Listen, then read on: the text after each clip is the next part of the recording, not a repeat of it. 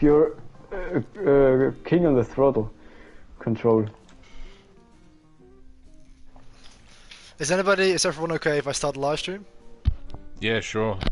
You might just get, you know, swatted or something because we're absolutely sicko mode right now. Yeah, if you guys want to be heard, make sure the voice sharing is on. Or if you don't want to, then you can just turn it off. No, don't touch the ball! I've always turned it on. Okay, nice. Yeah, I always have it on because I like when people can hear me say random shit. Exactly. Alright, go ahead. Yes. Is it live now? Yeah. Yo! No. Nice. Nice cock. Welcome back. Welcome back by a new live stream. I am not Max, this is not Samuel, and it's not Senna. This is the try to get banned on the live streaming platform. We are animals. Are you on Twitch or on YouTube? He's on YouTube. He doesn't have Twitch. Nigerian MotoGP fans. Give us a like and we're touching balls. And if you are dislike, you like men. Men's. Yes, and we are joined by the one and only Mathias Giegel, aka Bike Addicted Fan. So that is a big privilege. Don't he expose his name! He already exposed himself on his Instagram. Now my career is over. We are and then I'm not scoring. Don't worry, I only have like 900 subscribers, so I don't have a lot of reach. Oh, okay, yeah, he's not gonna get famous from nearly that. 1,000 actually, but this stream is probably not gonna go viral, so you're fine.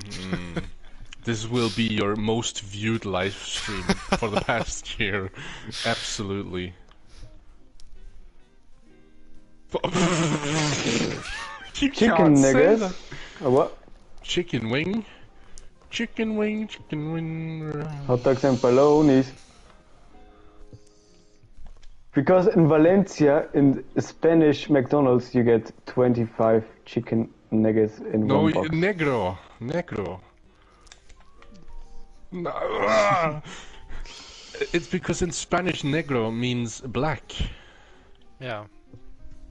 No, not negros, negro.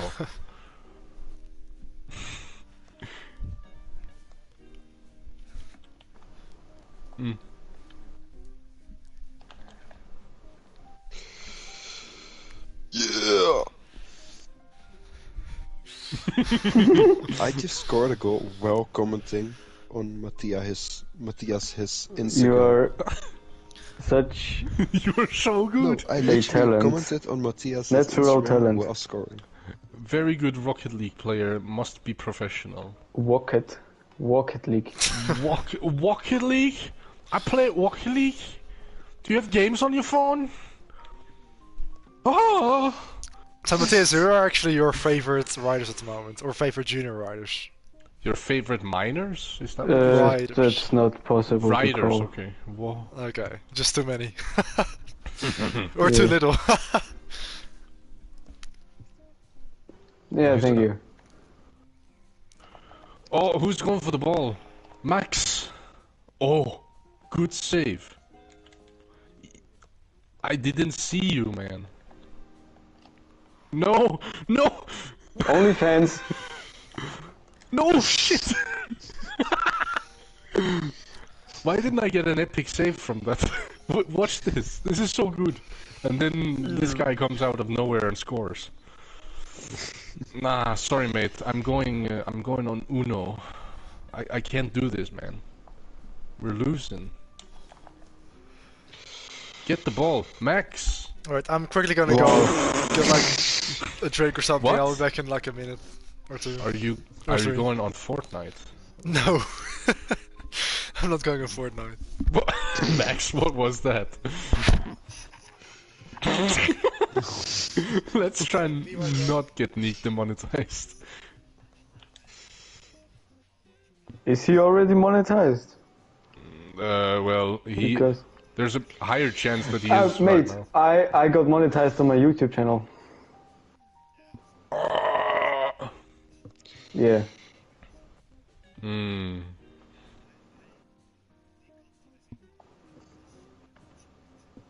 Oh, that's sad. Let's do it again. Yeah, you have 2 strikes Does he have? Wait, hang on a minute. for free. So Wait. Let's play Happy Birthday because that is a copyrighted song. No, that's a fucking bullshit song. I will What show do we- you the real shit. I have a good song. Wait, I don't want to play this anymore. Yeah. I don't want to play this anymore.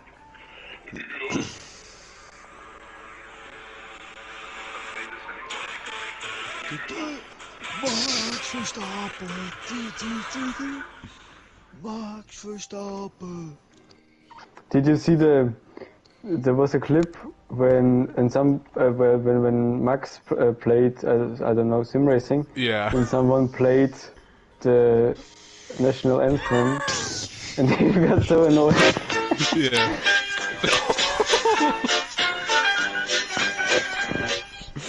Let's go. I'm gonna jump on Uno instead. Yeah, I join you.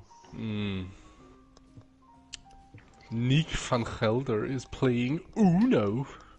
Nick van Gelder. You know that he's You know. playing Uno. Okay, well. Yeah. Nick van Gelder. What? Are you watching SpongeBob? SpongeBob?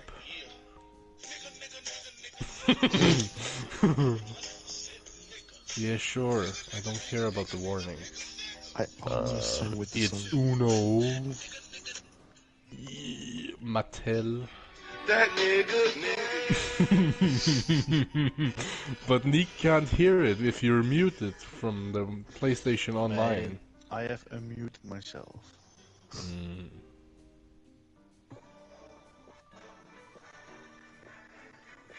Uno was €10.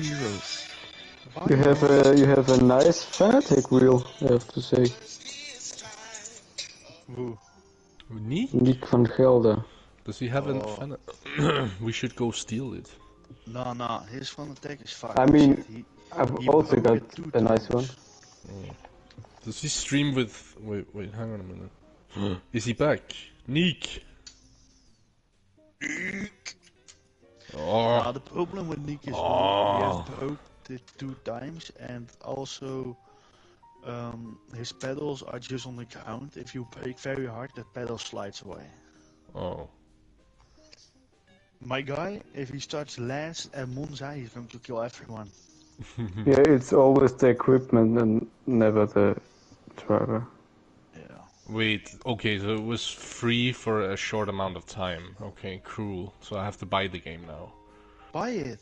Yeah, Uno. Come on, buy Oh, it. no. You have enough money. I Come will on. buy it. I'm not gonna buy it. Yes! Too much. It's Senna, 74, buy it.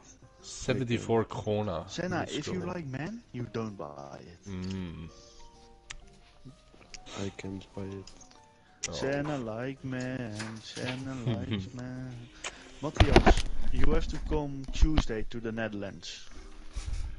But this on Tuesday. Some apple juice or what? No, not Tuesday. The Michael van der Mark is on Assen racing track. Very cool. Right? I saw that Superbike is at the same time when it's Junior GP in Misano. Yeah, that's right. So that's why you're cheating on me. Who, me? Who's Yeah. lagging? Right No, now? that was Senna. I never said I was going to Yeah, Misano. It was all I Senna. know. Because of you only go there because of Owen and not because of me. So I'm very disappointed. No, but you have to come Tuesday to the Netherlands. Even John McPhee is there. John McSlow or what? Man, don't hate on John McPhee. Mate, he was only good on the fucking Moto 3 bike. He was not good on the Moto 3. Yeah, I don't know No, how he he was got big as these fuck. wins. What the fuck do you mean? Well, you did get a podium in World Supersport in Phillip Island. And it's your choice. Join online. Nick, Matthias, have you wanna created play a lobby Uno? yet? No. What? On Uno. I'll I do don't it. have Uno. Buy it. I know Nope. you are FH. It is Well, you know, 74. No I don't have rider money. in the World Championship is a bad rider, but yes, I do agree that John McPhee is pretty Man, mediocre Did you compared to ever other have seen professional Devin riders. been there? Yes, well, even he is not a I bad don't know why they kept Darren Binder in the team and kicked out Lucas Tulovic. Wait, why I think Neek it might be is... because of Brad, isn't it? Wait, Neek, is online play on Uno Yeah, I'm locked making a for lobby. you? I think. What? What I is can't the- join on... Why? The one round, 200, 300 points, 500 points. 1,000. Points? Yeah, I need to. I Let's can't... just do Why can't I log one online? match. What the Man, let me call Tim. He has How to... does this work? Stacking 7 to 0. Vordringen, dwang zonder bluff, pak en speel. I'm not this much fuck? into He's Uno to know speaking what these gibberish again, man. Oh, wait, the hang on a gibberish, minute. that gibberish is called Dutch, but I don't understand the rules. It's too complicated, this. I stand my case. Dutch do be gibberish. It's just a mishmash of all kinds of languages. Like, Apparently there's many different game modes that you can do in Uno. just do the classic one. Yeah, the classic stacking. Yeah. Oh, Free fall. I can even add rules. You Wow. can add rules? Yeah. What? Like, I could add a rule that's 7 to exchange. Wait, I will start live streaming as well. And get a 0 No. to have all I will start live streaming as well. I can always play delete card it. outside of your play. No, wait, I won't live stream because I will get demonetized No, straight no, away. you will not. Did I'm you... going to Wait, are you invite- making the lobby, Nick, or... Yeah. Oh, okay.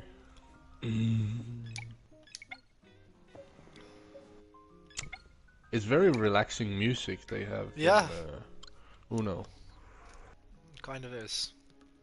Boom, boom, boom, boom, boom, boom.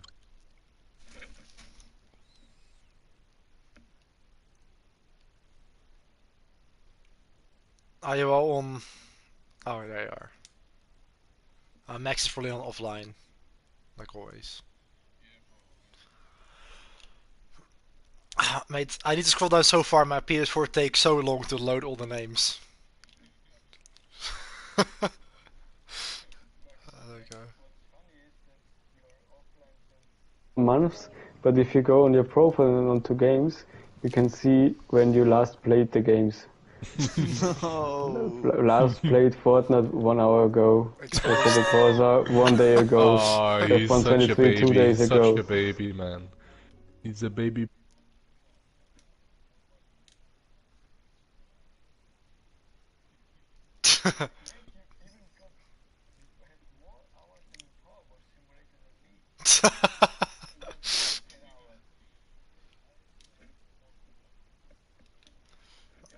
Well, Because it's quite relaxing. Yeah. wow. And it's Washing some in houses and the shoes. factor is that it's so fucking satisfying when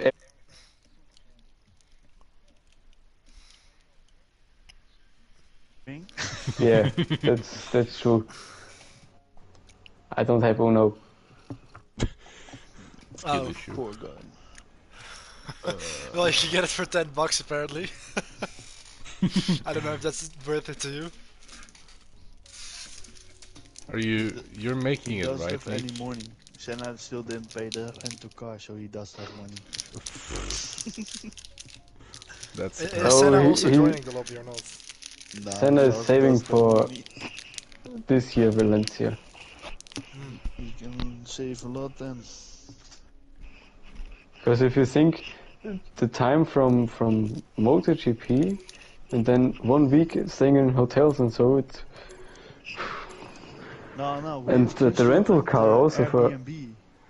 oh yeah, Airbnb but I is don't know good. if you know when there is MotoGP that there are probably are many. No, if you book like now, then it's cheap. Yeah, but do you book now? No.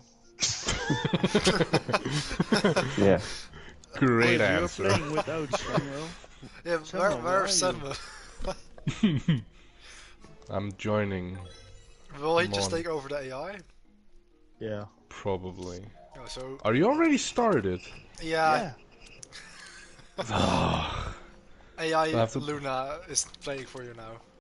Oh, I'm killing Luna. Okay. Hey, Unable to join match. What the fuck?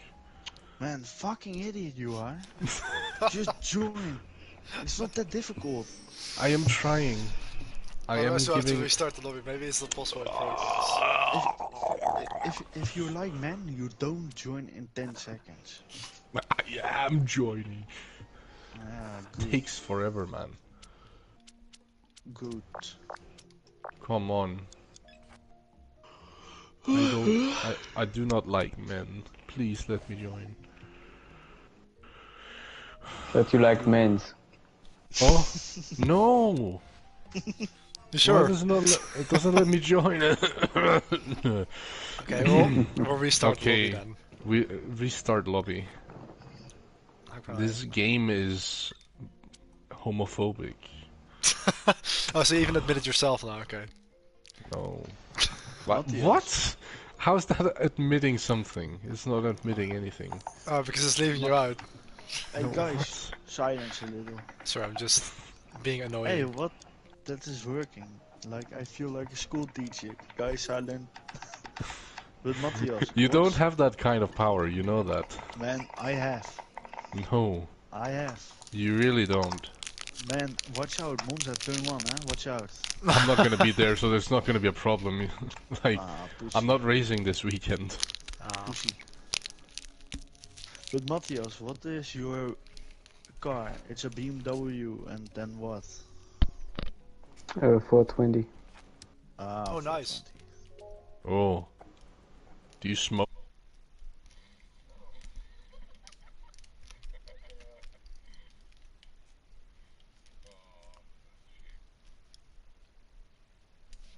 Why is that a shame?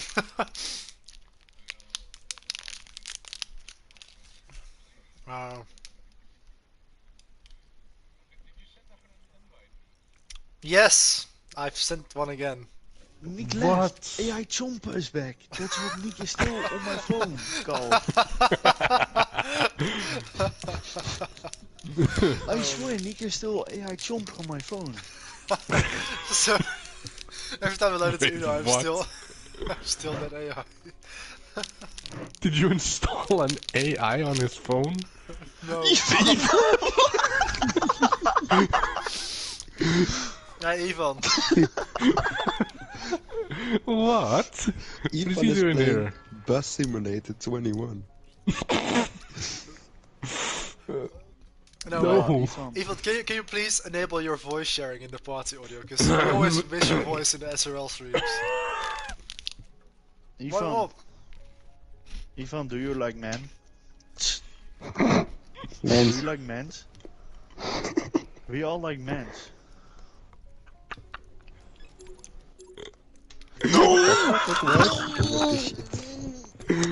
Oh no, the secret is out. Oh.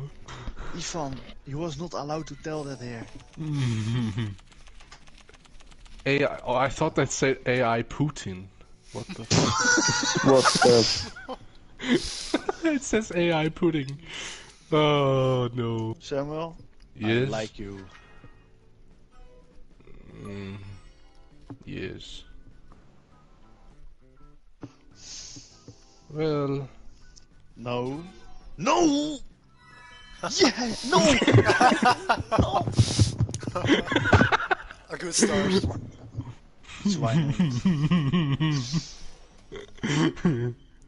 The AI doesn't get to play.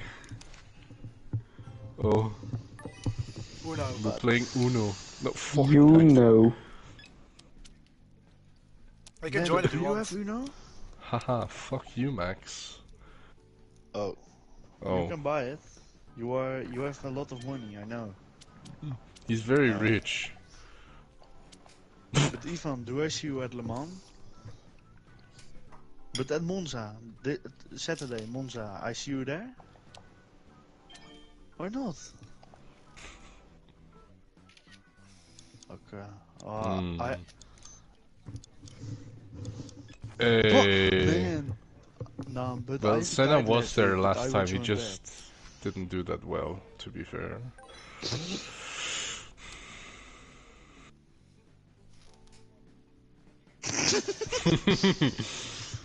Well, can't argue with that. Well, Oh. Let's go. Very horrible. same. Alright. Oh, Neek. Oh. You fucking Schweinhund. Nick, do you have a turn card for green? For green. Then you can have it. How did you learn this German word, Max? Aye, aye, aye. What? How did you learn this German word? Ich bin No! from Germany. Hey Max, Chuck might be real. That's pretty legendary actually. Oh, yeah, ich bin from Germany, ich bin Max, ich bin No, 19 Jahre you have to say alt. ich bin aus Auf, Deutschland. auf Deutschland, Ich ja. bin from Heil Hitler and And that was on the stream. GG. Yeah. Time to get cancelled. Yeah, you're gonna get cancelled, mate. Yeah. I am already getting. So Twitter is gonna absolutely cancel you. They don't like. They don't like. X? Yeah. I'm also still calling it Twitter, to be honest. Schweinehund. That's sad. What are you doing? Oh. What the fuck? I just pressed X without watching. Good night, mate. Yeah, Good night. Ivan. See you again. Fuck. See you on Saturday. On Monza. Yeah. Yeah. Oh, he got destroyed. Ah. Honest opinion. Honest opinion, you're fucking stupid. Hey, Ivan. Rick party kick.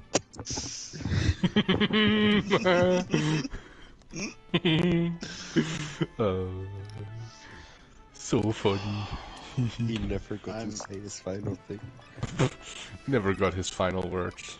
Let's So go. Max, next time Valencia we get the big Mercedes or Yeah. the big No, Porsche. Porsche GT3 Porsche. RS. Yeah. No, but we need 3 spots in the car. No? Ah, we are only 2 guys. I can drive.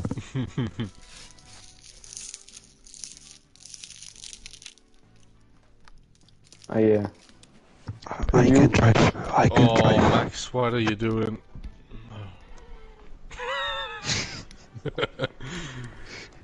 Oh, Yeah. let's go. And then we do safety car laps. Your mom. Yeah. Then I do my mom.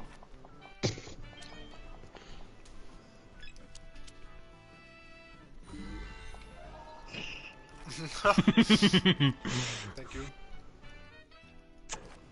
What I'm interested in is when MotoGP is in Valencia, in Chester, the city next to the track, there normally is big party in the night. So that will be very a lot of beer and then driving with the car. Fuck you, Max. It's gonna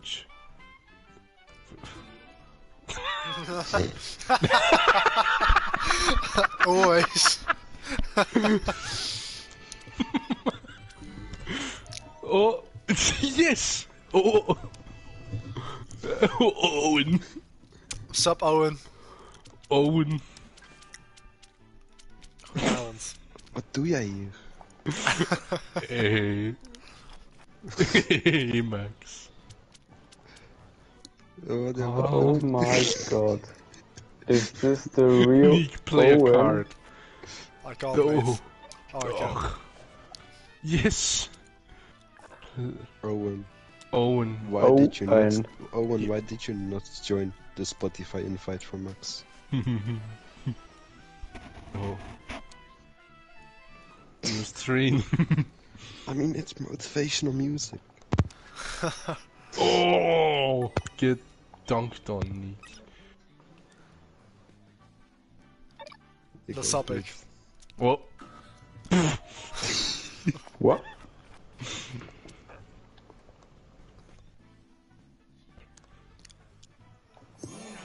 Hello.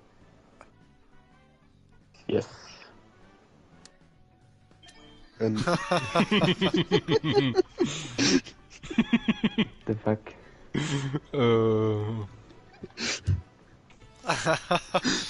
Ja, op zich, Duits lijkt er genoeg op. Zet hij vast wel. Stop talking about me in a gibberish language I don't understand, man. He was saying that you're a big fan of Owen van Tricht. Yeah, of course he said that. Yes. Oh. Ah, thank you. Oh wow, having a love confession. Love you too. He loves dick. What the fuck? To be fair, that was actually what I thought that meant the first time I heard it, and then I had German for 3 years, and... Can you please be quiet? I am winning in Uno. Shut up. Oh, GG. I am winning in Uno. I have to talk. Owen, Let's go. kom weer naar Nederland. Dan mis je congrats, uit Fortnite. Oh. I got a trophy. Let's go. Welkom. So what do we I want to go once in my life 5 april. to the Spanish city Cox. Cox? Just, yeah, Cox. Just because.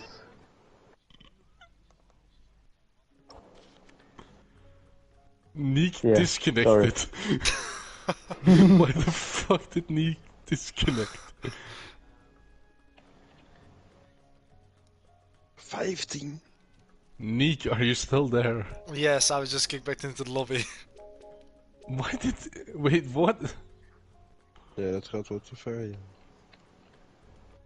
Max, choose color for fuck's sake. Nee, Owen, dat gaat te ver. One night stand gaat al te ver. Haha!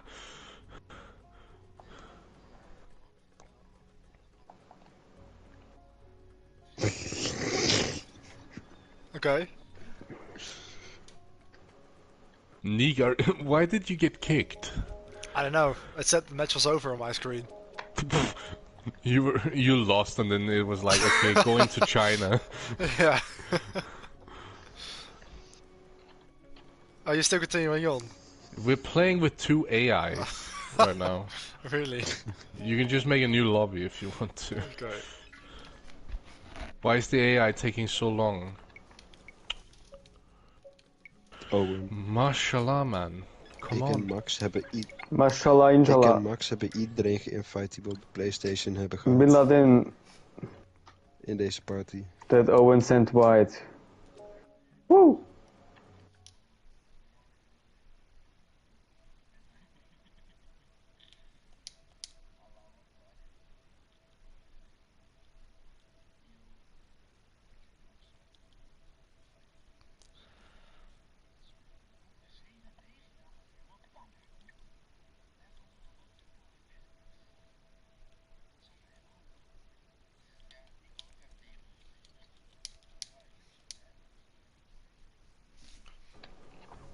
Why does the AI take...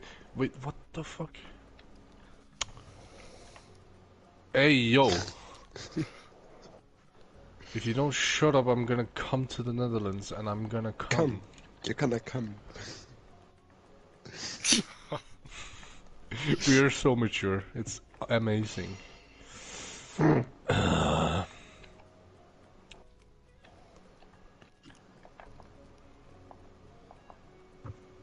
Het is bijna 1 uur 's nachts en we zitten hier met z'n 6 in een party, gek.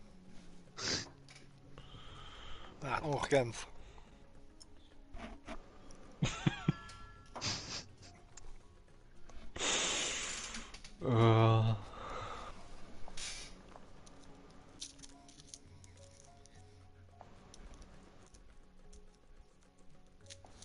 Max, join Ja, the Max. lobby for fuck's sake. Join the new lobby. No. You're not here.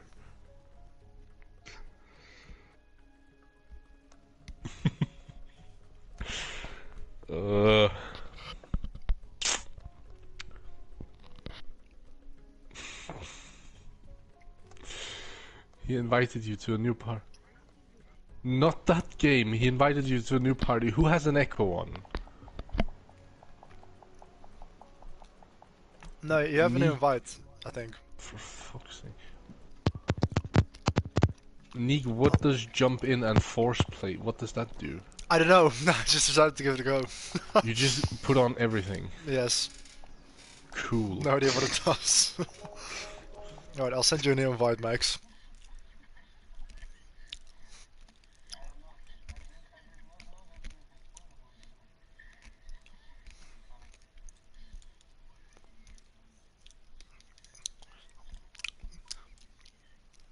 Oh wait, it's already saying that Max is in the lobby. The lobby? What the fuck? Yeah, because he's seeing circles everywhere. What? Circles? What? Because I can't invite Max because it's saying that he's there, but he's not showing up. He's invisible. He got sent to the back rooms. Yeah. Wait, can you put a picture on, guys, on the let's make a Discord? I do one bow, one do the other bow, and Alright, Owen let's start the do match. do the thing. Okay, maybe he shows up when you start the match. Maybe it You rips need him to out go. of the back rooms. No, still not there. No, we're playing with Stephen Hawking. Let's go. Whoop. Whoppa. Oh. Let's go. Reverse. Don't let the AI play. Oh. Why? Okay. Oh. A 6. Udon. Fuck you, Nick. Haha. Green. Grün. Haha. Put it to green. What? Very disappointing. Yeah.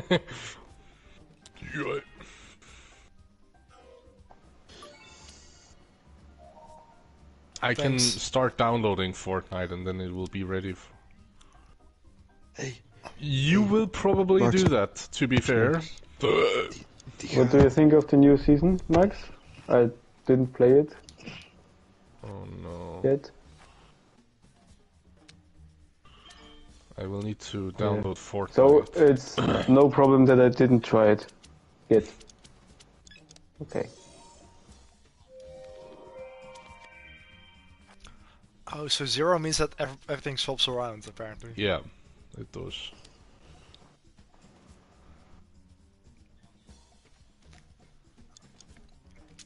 Is goed, man.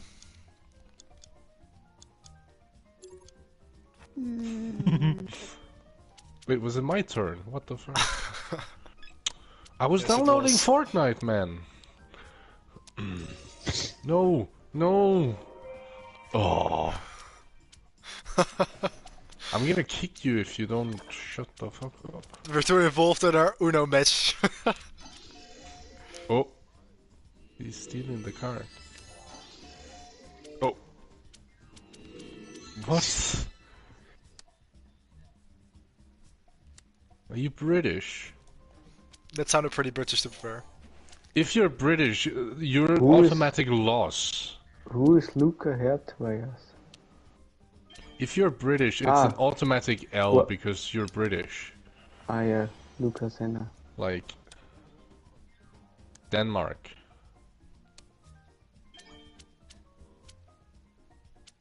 Denmark? You want a cup of tea, mate? He's probably thinking where it is. Where is Denmark?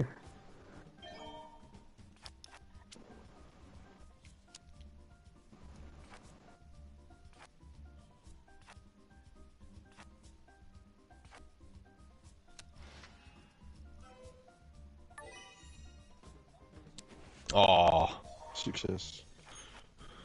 Veel succes. how did the AI win, Nick?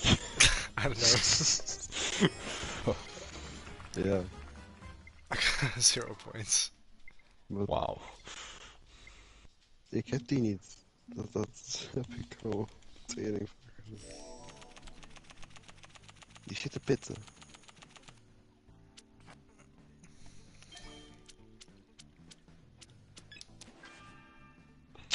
You play me with that shit at the beginning. Sorry, Sam. Oh man. I thought we were going the other way around. Oh, fair enough. Oh, no, please. Alright, Oh, roll it back. now we're going Yeah. that way. Ik zou kijken of ik dat kan doen. No. Oh, oi. Nice save, man. Thanks. Apparently that's a thing. Yeah. Maar wat zijn de No, plannen I voor did- Owen voor volgend seizoen dan eigenlijk? Of is het nog niet, mag het nog niet bekend zijn? Ah, kijk, dat klinkt goed. I want to have. I was 2 times at McDonald's, for breakfast and for dinner. Very healthy. No, only fries. Wait, you only got fries? Yeah, and like a cake, and for the Wait, what? and What McDonald's? yeah, for did you the go to? dinner. Yeah, fries and yeah, I ate before, and this was only for the bit of What? dessert. And in the morning I got some breakfast and some fries. Okay. Yeah.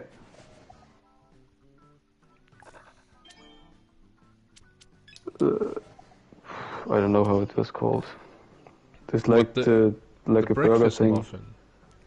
Sorry Max, ik hoor je niet hoor, dat ze het allemaal over McDonald's hebben.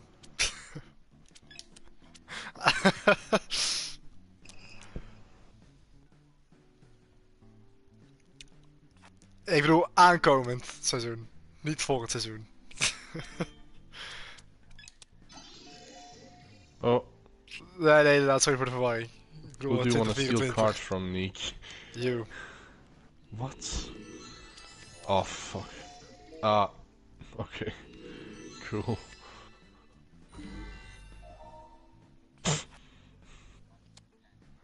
Ah, goed plan. Altijd aimen voor de top. Ja, hij is al bij de top. Ah ja, dat is waar natuurlijk.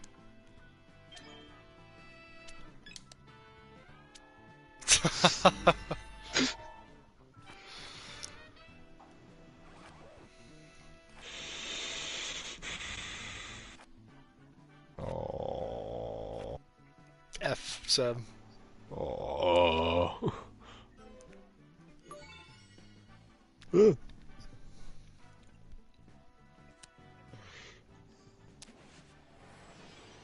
Ik ben niet dood. Oh, now they're just Dood. playing with themselves, man. Dood. What the heck?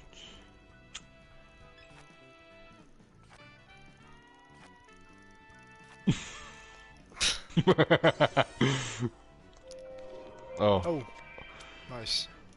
Huh? Even better. Yeah. Oh. Whoop. Whoppa.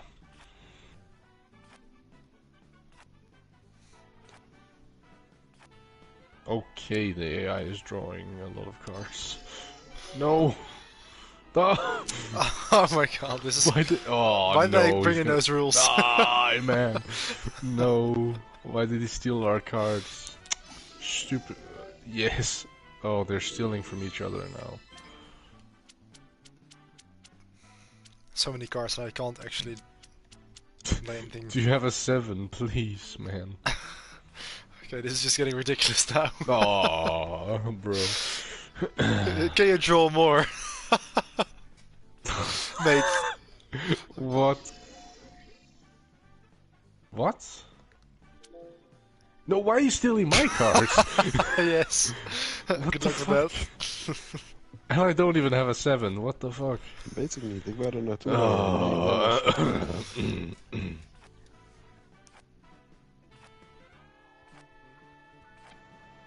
Wait, I want to see some action. Do some kills or something. Oh.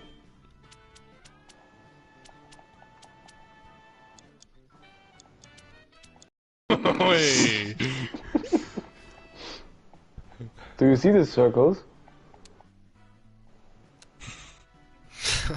There is Senna. Oh. No.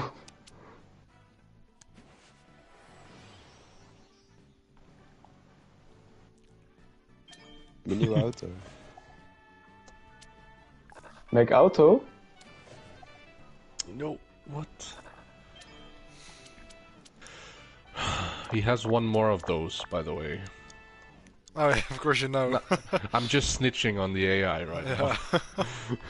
Not that he cares, but whatever. Whatever, man. Oi.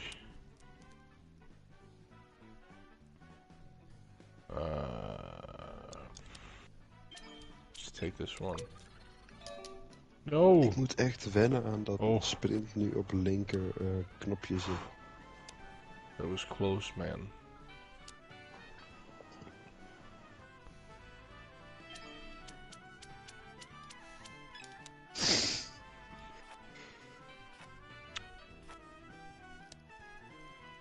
Why is he playing green?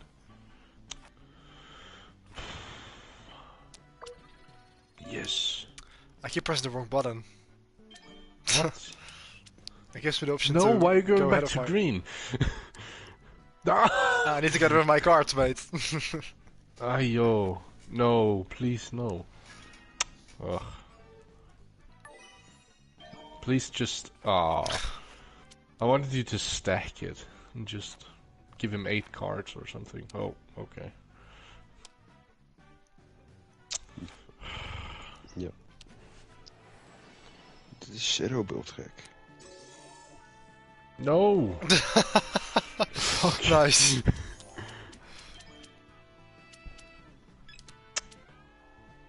What an asshole, man. Yeah, but the swapping around is literally a lottery. Yeah, that's true.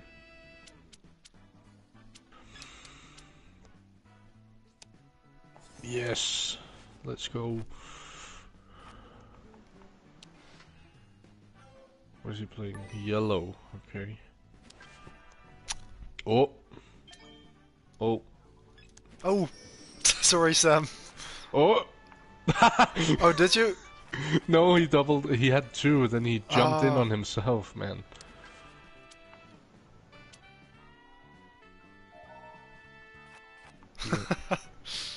What? Ich verstehe nicht, was ist gesagt.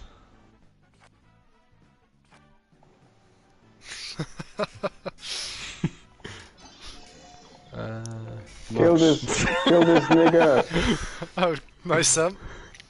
Max, kijk chat. Just got rid of half your cards. Oh, for fuck's sake. Well, Well, thank you. Could be worse. Can I please have them back? Well, apparently you can. Let's go. Why did he changed it to yellow? Literally. Biggest idiot. Big. No. No. Your mom? Oh. What a comeback. Your dad?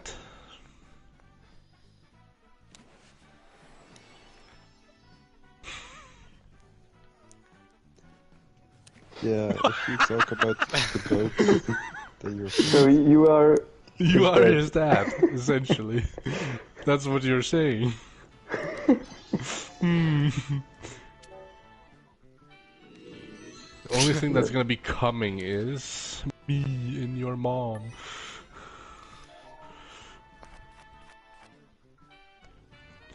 You sound so British, it's disgusting. Honestly, Owen, he really does sound British, actually. You sound so British. Like, I almost wouldn't recognize your voice, Owen. But you're not British, right? No, no. Wow. He's Dutch. How does someone sound so British without being? He's just pro English. Pro British. And English shit here. Colin. This is for his later career. Oh, okay. Yeah, that's true, but I think it's similar actually. Insane.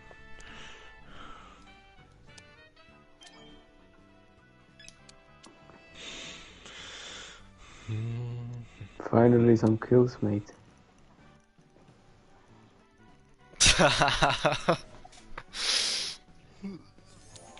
Later man.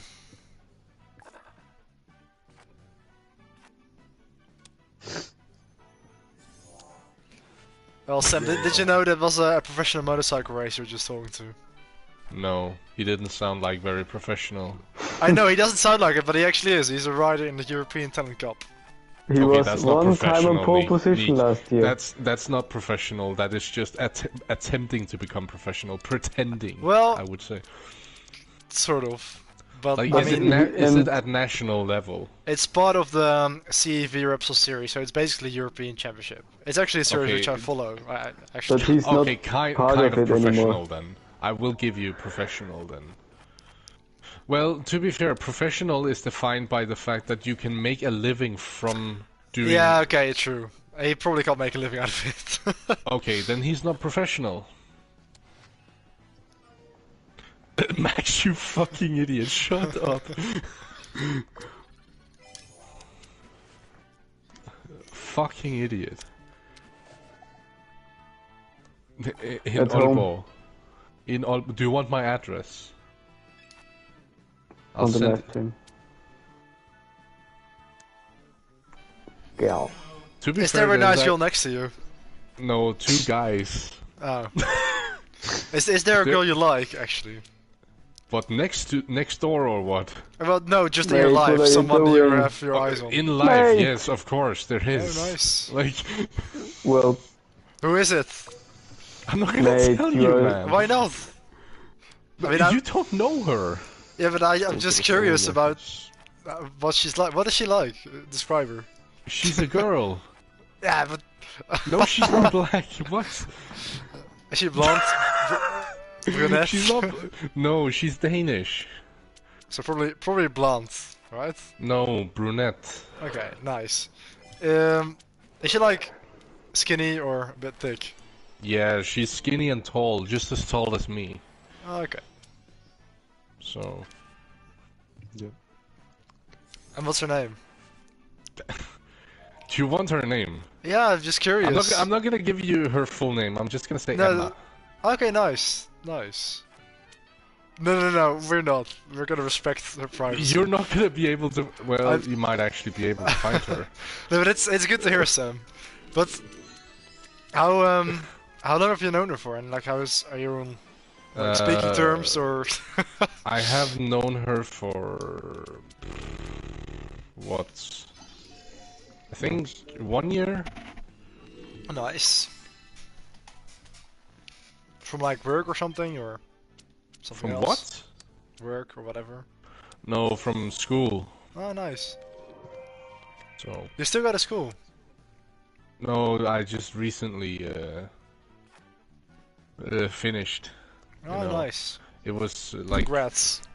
Kind of like it was a year off. It wasn't like actual school. It was a Bible college. So. Oh yeah. But we met. She joined the college at the winter break last year, so... Okay. You probably didn't. No, but I appreciate you, Wait, Max, you said you found her. Give her full name. Name drop her. Fuck. I thought you Max, were bluffing, to be fair. I'm proud of you, my guy. You're just as good at stalk as I am. I thought you were bluffing, actually, but fair play. No, Max, don't do that. She knows it already. Oh, she knows it already. She knows it already. Sure, does she like you back? Like, we haven't gotten to that part yet. to that, but like alright. we're still only just friends at the moment. Yeah, I know how these things start out. Oh, you found her on Insta. True. I forgot that. Okay, true. That I thought you found her on Facebook. I was like, okay, you're not gonna be able to find her because you don't use Facebook. Yeah, exactly. Yeah, So like you like for me it? or what? So you like it? That's what you're saying. So you like it because it's for old men. That's why he likes me. Oh. Okay, interesting.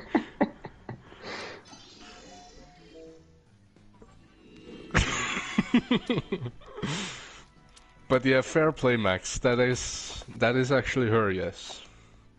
Emma Marie Cartesen. Yeah. Nice. We're not gonna dox her anymore now. Emma Sunshine. Huh? Apparently that's her nickname. Oh. She even has TikTok. But we're gonna stop talking now. Stop. For fuck's sake. Loves to sing. Nice. What? That's the hobby of her, apparently. Oh. Dude already knows Wait, more hang on a of minute. than her. I don't even know. Oh, it's my turn again. Maybe you can ask her what her favorite song is or something. Just to open a conversation, or what she likes to What do you sing. mean open a conversation? I don't know. That's not how you do. We're on very good speaking terms, Okay, so then we can that's not speak really like. necessary. It's not necessary to do it like an opener. No, okay. Fair enough. Just thinking with you here.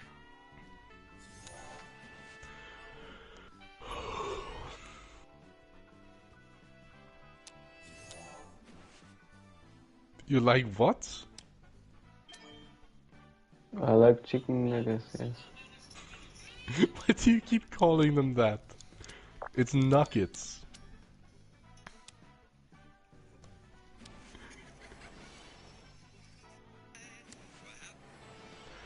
I'm afraid to look it up on Google, to be fair. Kanker! I'm so afraid to look it up on Google. I'm not gonna do that. Bro, who got goofy in this party, man?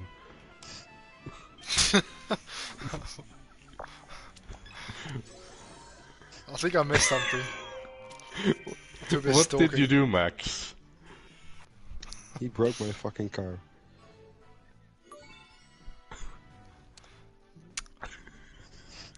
Okay. I thought because I wouldn't put it past you to text her and say something ridiculous. Yeah, no, that's not a good idea. You're that type of guy to do that. Yeah, he is. Definitely. Exactly. Exactly. He is. He absolutely is. So, Matthias, what about you? What? Oh, yeah, of course. Yeah.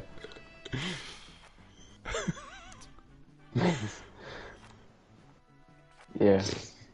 Just for that. Ah, I see. Crushing on the riders. Yeah. Hopefully not crushing the riders, but whatever. Yeah. Okay, with these rules, this is gonna take forever. It's gonna take forever. He's gonna I keep win pressing now. the wrong button to actually, like, overtake. Or how do you call it? Overtake? No. What do you mean? To, like, surpass. Oh, to jump in. Jump in. Okay. Wow. Okay. Jump on him. To use the racing terminologies. Yeah. Overtake button on. Beep boop, beep boop. Beep boop, beep boop.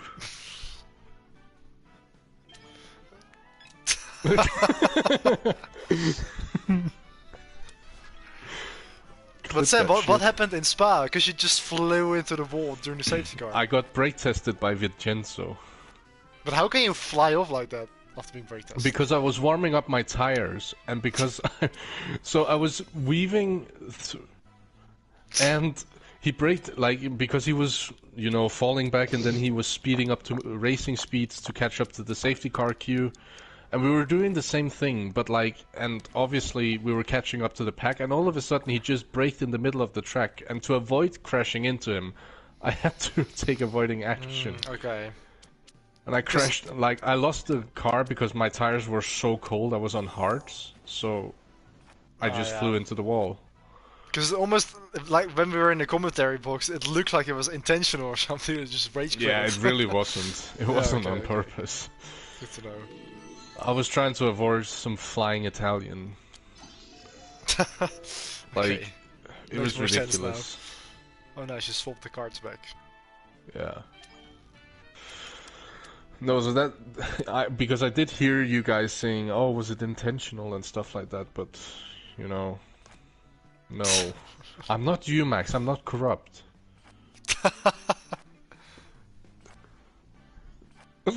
Only. Lewis Marshall, fuck off. I had only 2 cars left. So it wasn't a problem. I'm surprised Lewis kept the score after that, actually, because we've seen differently from him in the past. Did you delete your stream? Because I couldn't find your stream, Max. Of course you did. I deleted my stream as well because it was such an embarrassment. I wanted to look at your own boards. Because it even wasn't... You actually deleted, not even private, it's... Oh my goodness. No, I couldn't find it. Even when I logged into your creator studio, it didn't show up.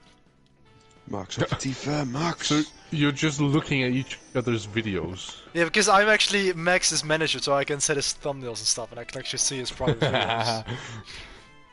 So you have complete control over his. Yes, I could just delete his channel if I wanted. Oh, that could be so fun. No, I'm not gonna do that. LOL. Accidentally deleted it. I'm gonna blackmail you, mate.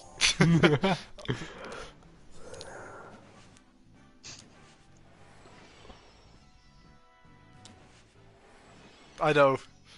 Max is my address, probably shouldn't do that.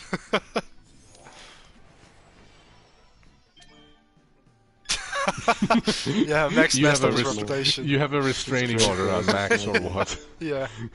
Oh no. Yeah, my family doesn't like Max very much. Why not? He's a lovely guy. Yeah, and also, it already started with like the meme page and all that, they started reporting it because Max was posting stuff about me and they couldn't really appreciate it. What? Your parents have no sense of humor, man. I know, right? Like, my father was okay, I've never heard him about it, but it was more my mother and grandmother.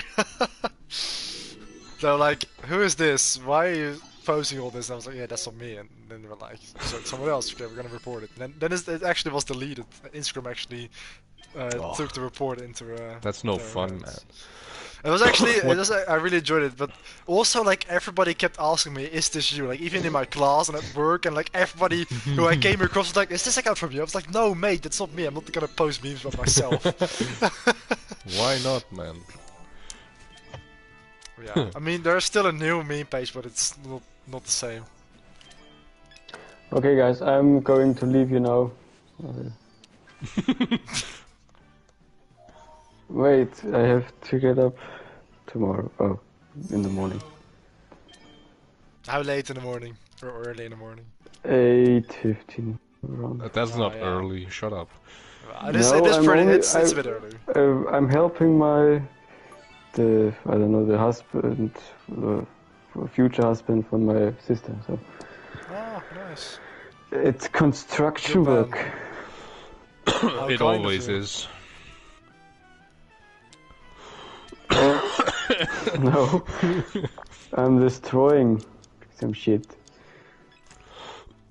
He's Miley Cyrus. He came on a wrecking ball. Yeah, I'm like that. Yeah. Came in like a wrecking ball. Yeah. I came on the wrecking ball. Hear you soon. Yeah, it was nice talking to you, Matthias. Nice to meet you. Meet again on the racetracks soon. Yes. On the virtual, in ACC or in Formula 1 or so.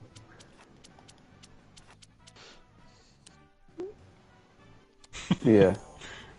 Very unlikely, When but you whatever. when you do that, I'm going to pay you the whole trip for Valencia.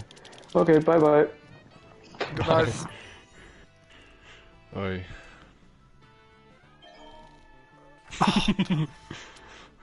Of course you are.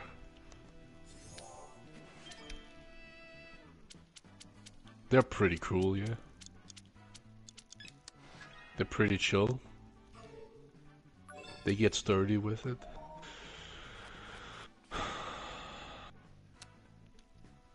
Alright, SRL 71404. Your turn. No, what? That's not my actual username anymore. That was like a throwback to like a million years ago. No, that was Gomze14. Oh That's shit. True. Yeah. Yeah, your old usernames, they're just engraved in the back of my mind. Good times. When SRL was actually good. Yeah.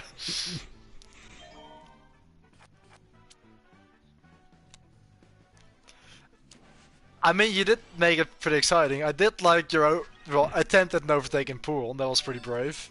And But it didn't go pretty well. no.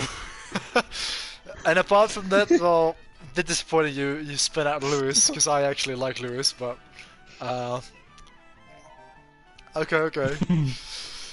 Still, you did spin him out. And well, good as you gave us a bit of a show at the end with your donuts before the finish line.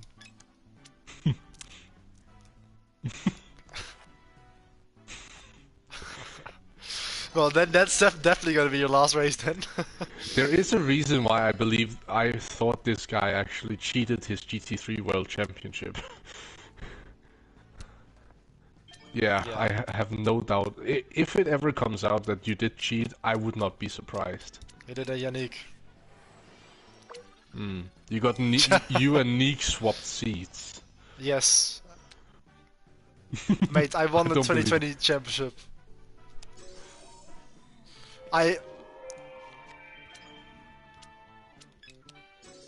But did you win an F1 championship, mate? Yeah.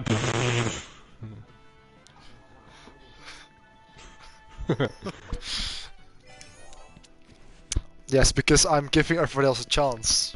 And I'm not trying anymore like I used to. No, but to be fair, like back in 2018 I was so competitive, like I was practicing every single day, working out the setup. And I was like so wasn't a bad desperate to grid. win the championship. It wasn't a bad grid, to be fair. No, it wasn't bad. Like we had Francis McGinn and Vasilios Belichotis and Sandro, Like and Lewis but Marshall. that was the problem. We had Vasilios. He imploded. Yeah, like he was fast, but he was just very crash prone and he often race quitted or something. He took out Francis in the last race when Yeah. Francis had a chance to win the championship. He did. I remember I was right behind them when they were battling, and then I saw them taking each other out. I couldn't believe it.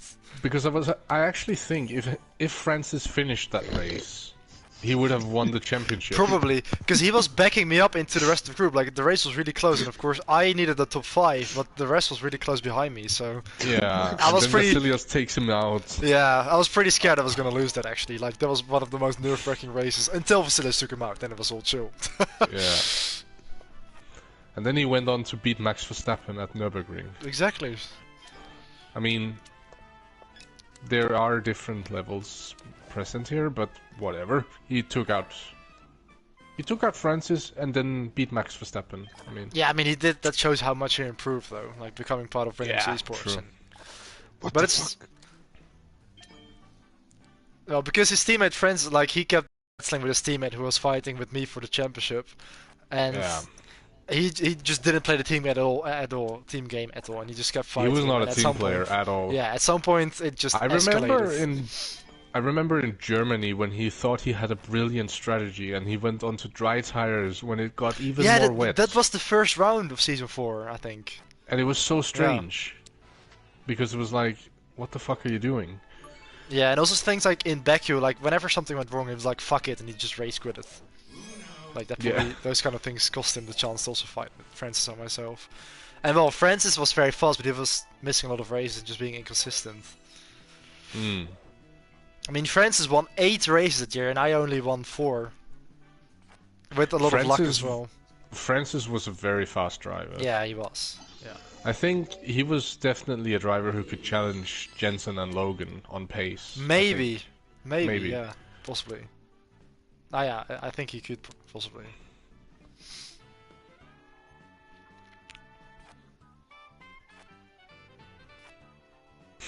Maybe you could give that a go. Yeah. What a Will Buxton prediction, Yeah. man. If you finish in first place, you will You get win 25 the race. points. Whoa.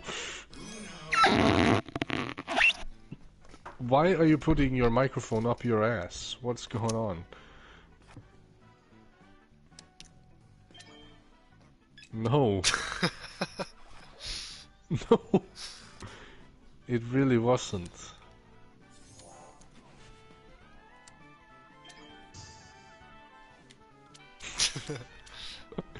Emma Jenkins. Well, not for the foreseeable, not in the near future, at least. Shut the fuck up. Why did Max. Luna win? All of that wasted time just to get out. We spent played. 1 hour playing a game that ended up with an AI winning. Yeah, What this is just not worth it. the- No, but There I is don't actually know. trophies in Max. this game. Maybe we can try and platinum Uno. Platinum. You disconnected, man. Yeah, because every time the match is over, I just got kicked back. Okay. Well, I Yeah. think- What are the trophies for Uno? Let me see. I just got one actually. Wait, Uno. No. But I think I'm also gonna go offline pretty soon. No, don't be like that, man. Otherwise, Helene is gonna be mad, probably. Who? No. I don't have a girlfriend anymore. You what? Huh? Wait, Nick, are you serious? Yeah, I'm serious actually, yeah. What? No, unfortunately, Ava and I broke up like a couple Nah. months ago. Fuck, man. Yeah, What? I did yeah, that not was ca- pretty unexpected to be honest. Definitely didn't expect it. Okay, I didn't see that coming, to be fair. Yeah, nor did I actually.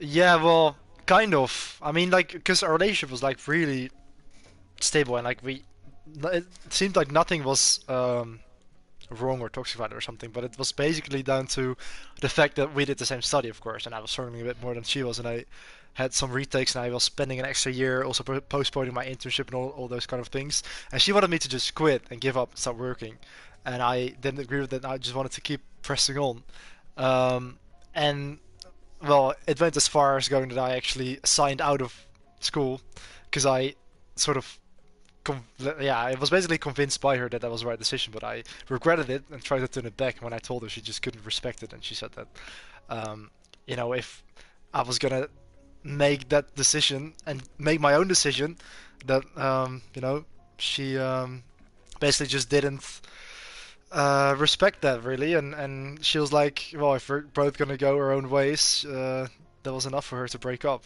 and I really Wow. didn't see that coming. But Okay, that's kind Yeah. of unseen. Wow. But apparently she just had. I mean, I can't like have hard feelings for her or hate her or anything. I still kind of care for her, But it's weird because we haven't had contact ever since.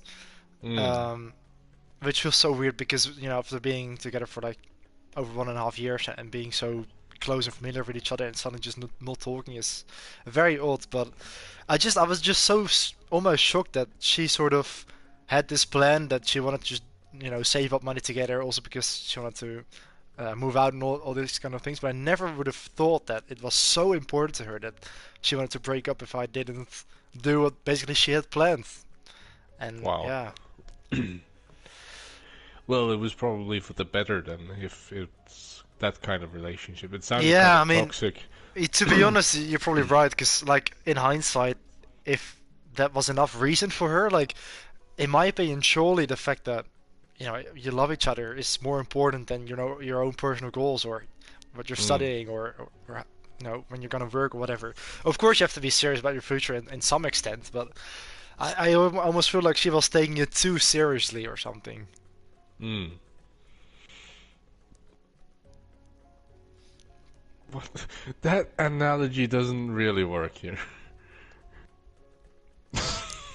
Well, you tried, Max. You tried. But yeah, to add You sort of sure? add You insult to sure injury, tried. I was Yeah? like, I signed out, and when I tried to undo it, it actually like got declined. It wasn't possible. So for the rest of the school year, at least, I'm actually signed out, and I'm actually not sure what the best thing to do is now, because maybe I'm just gonna start working full time now, and leave it for now. What I did you was- do internship as? Yeah, I was studying like communication and marketing, and I actually wanted to Oh. do my internship at MP Motorsport as a digital marketer.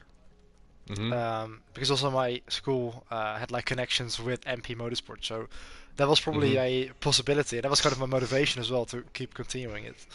But unfortunately, now, like I hadn't actually started the internship yet, because I would have done that Oh. next year because of you know, my study points, and I like that was basically postponed by a year. But now I either have to like reapply again for the new school year from like June onwards. Mm-hmm. But it's like another setback because I basically almost start again. And Yeah. maybe it's a new like beginning.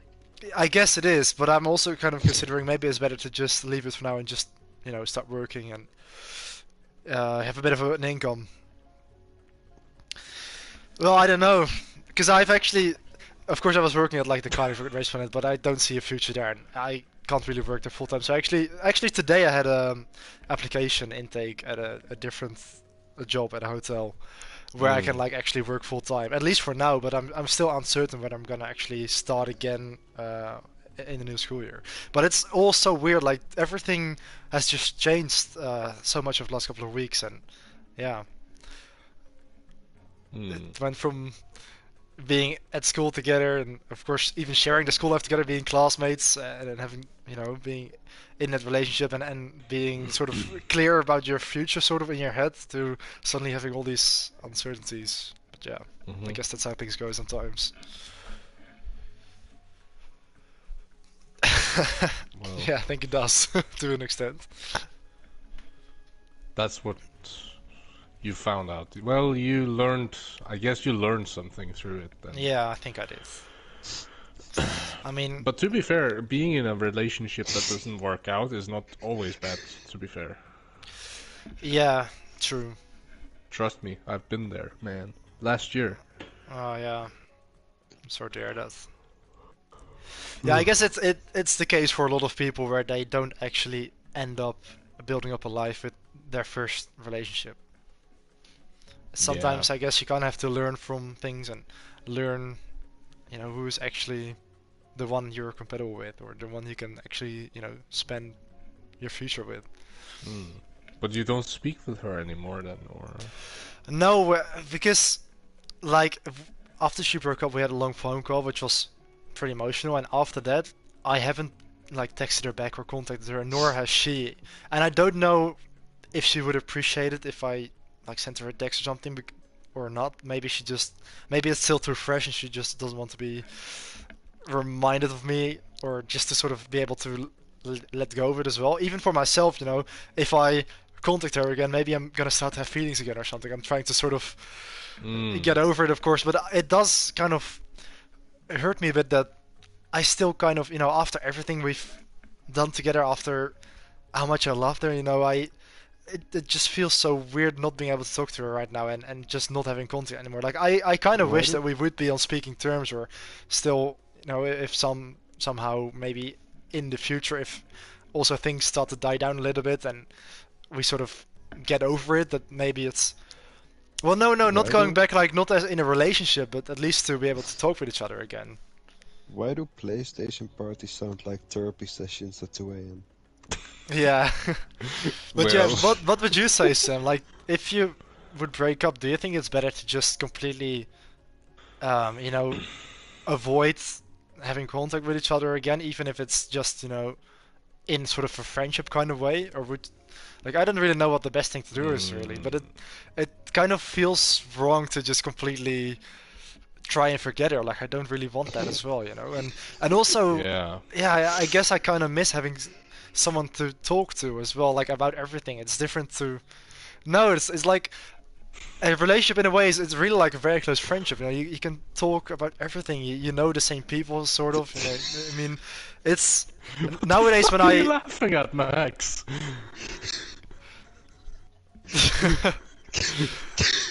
But I think sort of having that trusted person is the thing that I kind of miss the most, I guess. And of course, in a normal friendship, you also have that. Like I can also talk to you guys about, you know, things like this about everything. But it's well, I guess I'm doing that now. Yeah. No, I would say I've only had the experience, and it wasn't really like what do you say? It wasn't really a relationship. We were just dating at that time. Yeah. But we were kind of like deciding. We both kind of decided that it wasn't gonna work out between us. But like, still, it still hurt, of course. Of course it did. Yeah. But I think from my experience, that one-time experience, we still talk every now and then. So I mean, okay, that's good to hear. And I guess if you've never like been in an intimate relationship, then there is also That's really true. that tension. That is different, I think. Yeah. But I sometimes really wonder what's going through her head, like how she thinks about me now, and whether she, you know, I need $1. I don't know whether she wants to sort of still contact me or not, or if it's gonna work out differently in the future. I doubt that, but I just wonder, even if she sometimes like maybe even regrets it. Like I just have no idea. I really have no idea. To be fair, I read somewhere, I don't know if it's true or something, but like boys, they take it very hard at the beginning, but then as time goes on, they kind of like it becomes easier. With girls, they're like very happy at the beginning, and then it hits them very much later or something like that. Okay, yeah. So I don't know. Maybe she is going through it right now. Who knows? Maybe. What? Max? I Max, mean, it doesn't. I'll tell Being you what. homo doesn't always work, man. Well, at least men are more straightforward in the way they feel and think about stuff. Girls are definitely more complicated.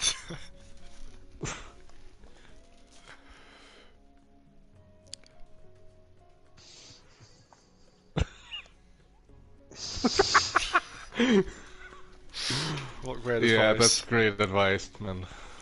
Appreciate it. Wow. He really left on the note, have sex. Thanks Wow. for the fun night. Good night. You're also gonna go, Senna? Yes. Okay, good night. Yeah. Bye-bye. Good night, Senna.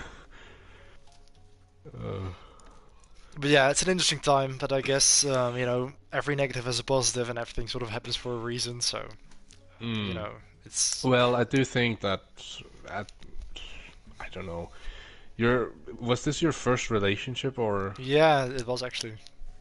Well, you can always, I know it sounds weird, but it's like, you can always take it as a learning experience. Yeah, that's right. I'm trying to Now see it like that. Yeah, I mean, now you also maybe know some more things to look out for in a girl, like if she only, I don't know, takes you for the cash, or if there's some red flags that you need to keep a look at. Yeah, true. Because I think that, you know, wasn't her intention. I think, you know, in the time that we were together, we just really loved each other. You know, it always felt good between us, you know. And although, like you said, I think especially looking back at it now, I did sometimes notice that she was, like, that she couldn't handle it if things went differently than she'd planned. Also in other stuff, like very small things, like whenever she had planned to go somewhere or do something or whatever, she was almost kind of maybe a little bit sort of autistic in a way, that she just couldn't handle it if things went differently. She was a bit of a control freak, you know. Yeah. And always planning everything like almost down to the minute. And whenever I'm a much easier person. I'm a lot more flexible, and I was sort of expecting her to kind of be like that. But whenever I sort of suggested something else, or whenever something didn't really work out and I wanted to do something differently or at a different date or whatever, she was like, "No, that's not gonna happen." To the point where sometimes, I don't know, in the evening she'd be like, "I'm gonna turn my phone off and I'm gonna expect you tomorrow or something," And Oh, I took that wow, for yeah. granted because I loved her and I didn't think much of it. And the next day when we were together, it was all fine and all forgotten and it wasn't a big deal. And that was just that didn't really happen very often. And 9 out of 10 times it was all good. But especially looking back at it now, I already sort of noticed these things, and I guess that sort of happened. But then seriously, in the end, it was again sort of the case that she had sort of envisioned something else, and when that didn't happen, she just, that was the final straw for her, I guess, or the reason. Because I even asked her if she was already doubting our relationship for longer, or if she was already maybe she'd fallen out of love. But fair enough if that happens. Yeah, But she actually admitted that that wasn't the case, and that she actually only made up her mind that day when she broke up, and that she didn't even consider it before. It was purely because I told her that I was gonna, undo my decision and go a different route by continuing at school. And at that moment, probably that's when she decided that it wasn't gonna work. So Yeah, that is a major yeah. red flag in my book. it at is. least. It is. I mean, true, of course, because if that is more important to you, if that weighs heavier than all the other things, then yeah, that's not really. Then you don't really have your priorities straight, I don't think. Yeah, true. But I do get the thing that, like, if you're in love or like that, then you obviously brush it off as, oh, maybe that's just Yeah, how it is, or exactly. something. Yeah, because exactly, like, because I was really, really into her. I really liked her. She was always very, social and happy and upbeat, and I thought she was just really cute. And I was in love with her. Even after being together with her for over a year, I was still in love with her almost. And Yeah. I always enjoyed having her around or spending time with her. So I never doubted it, to be honest. I really thought that we were going to stay together for a very long time. And yeah, the sort of small flaws that she had. I mean, I guess everybody, of course, has these kind of things or flaws, and nobody's Yeah, perfect, absolutely. of course. But I think indeed it is kind of different in the way that the saying is kind of right, that maybe sometimes love makes blind a little bit. Yeah? Like you sort of don't really pay attention to the negatives because also maybe you just don't really want to see it, and then especially when you look back at it and you sort of do think about the negatives, then it sort of makes more sense, or you Oh yeah, suddenly absolutely. think about it more or realize it more. Absolutely. Because that's also what I experienced, that would be, well, it's about a year ago actually, to this day, I think. It was kind of like this, okay, love does make blind, because I refused to believe it when we came to the agreement, but like looking back, I can absolutely see that it wouldn't have worked out. Yeah. So it's kind of like, yeah, it's still kind of strange. Also because I wasn't the one who initially made the decision. She was the one who, initiated it. Like said, hey, I don't think this is gonna work out. And like, I didn't understand it at first, but like, looking back, I can kind of see it now. I can see that, okay, we were sure we could be good friends and we could have a good talk together and stuff like that. But in a relationship, I don't think it would have worked out. Yeah, so and maybe at the time you didn't really see that. Yeah. And also because she was the one who she opened up to me that she was, in love with me and like these kinds of things. Yeah. So I didn't see it at first. I thought she was cute because she came to the school at the winter break, and then like in February we went on a small trip to an island together with some of the other students. And it was on this weekend trip that she kind of like fell in love in a sense.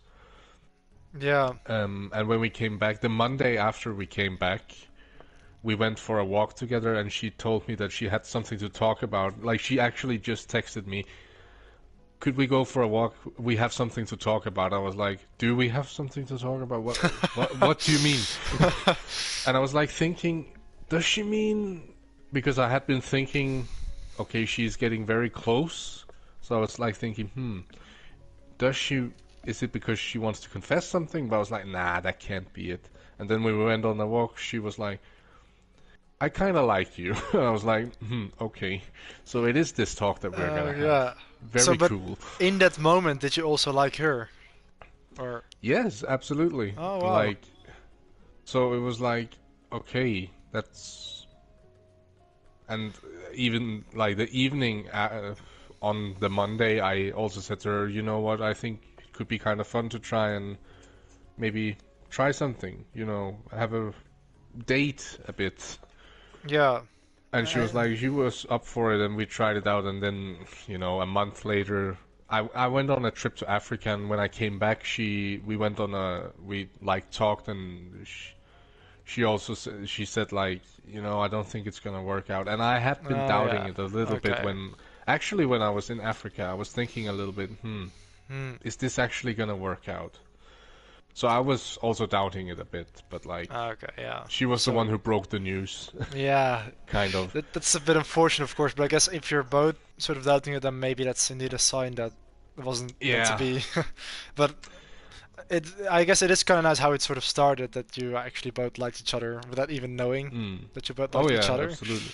But then, yeah, it's a shame that maybe sometimes also when you like start dating or something, you sort of get to know somebody more and maybe get a better view of how, you know, if you're compatible. And also, if you talk a lot with each other, you get to know each other very deeply, very quick, and then you find out all of the flaws pretty quickly as well. Yeah, sometimes you do. And it wasn't that there was anything wrong with her, and she also said there wasn't anything wrong with me. We both agreed on that. We actually thought it was each other that was the problem. Like, I thought I was the problem, and she thought she was the problem in the relationship. So it's like, it was nothing about the other person, it was about ourselves. That was some things that needed to be worked out first before we even start talking about maybe having a relationship. Yeah. So it was kind of weird, because it's like, normally it's like, it doesn't work out because of this and this, and you do something, and with us it was just like, I think there's something I have to work on first. So you're both kind of done it yourself almost. In a way, I guess. And maybe looking for something else, I guess, than what the given person could give. It sounds weird, but like... Yeah, so... Yeah, I mean, it's all things to factor in, I guess. Yeah, kind of. I mean, she's still nice, obviously. She's a lovely person, but it would never work out, I think. Our personalities just don't work together, I think. As a couple, we work together as friends, and that's it. Yeah, I mean, I guess if you both know that from each other, then that's fine. Yeah. But that doesn't make it less difficult to take when you get that... Yeah, I can get that. Yeah, of course, that is still... Especially if it comes from the other one, it's still disappointing. Also because this was my first time that someone had openly confessed that they, you know, loved me. So it's like, okay, this is a very hard hit to take. The first one is always difficult. True. But it's about getting through, I guess. Or not taking it too personal, because obviously, as we both agreed on, the problem was not with each other, it was something we had to work on ourselves. Yeah. And so with, for example, this girl, now that you know Emma, do you think, like, do you like her to the extent that you could see a relationship with her, or is it also more like a friendship relationship? Like, right now, I don't know, to be honest, because it's kind of like... It's not that I doubt that it could work out, but it's more that, okay, let's take it easy this time, because the first time it was more like a rush. It was something over a weekend. Yeah, that is pretty quick. We kind of like didn't talk before that specific weekend, and then during the weekend we were basically close all the time. even though we were like there were other students, but we were sitting in like a school bus, like a small minivan with seats in the back, so we were like getting super super close. And she also made a very high effort to always make sure to sit next to me Oh when yeah. we were on the bus. Even though she made it very clear on the first trip over that she does not like to sit in the back of the bus, and I was like, okay, fine, then I'll sit in the back. And then for some reason she ended up in the back when I was in the back. I was like, What a coincidence. that was what made me suspicious at first. It was like, Yeah. you said on Friday when we came here, I don't like to sit in the back. You've done nothing but sit in the back. And for some reason, you always make sure to sit next to me. What are you doing? I mean, I guess even if it doesn't work out as a relationship, it's still worthwhile to have that kind of connection, even if it's just as friends. To be liked or to like each other is still a nice thing, in my opinion. And I even think, even if you had a relationship going, I mean, if you liked each other, what would the reason be to not like each other as friends? Yeah, I know, because even looking back at all of the memories I have together with Ava, like I still cherish that. I don't want to just forget about it or move on completely. I still really enjoyed it in the moment, and I'm also kind of thankful for that, and even thankful to her that we got to experience so much together and do so much together, and it's still probably one of the nicest periods of my life, to be honest.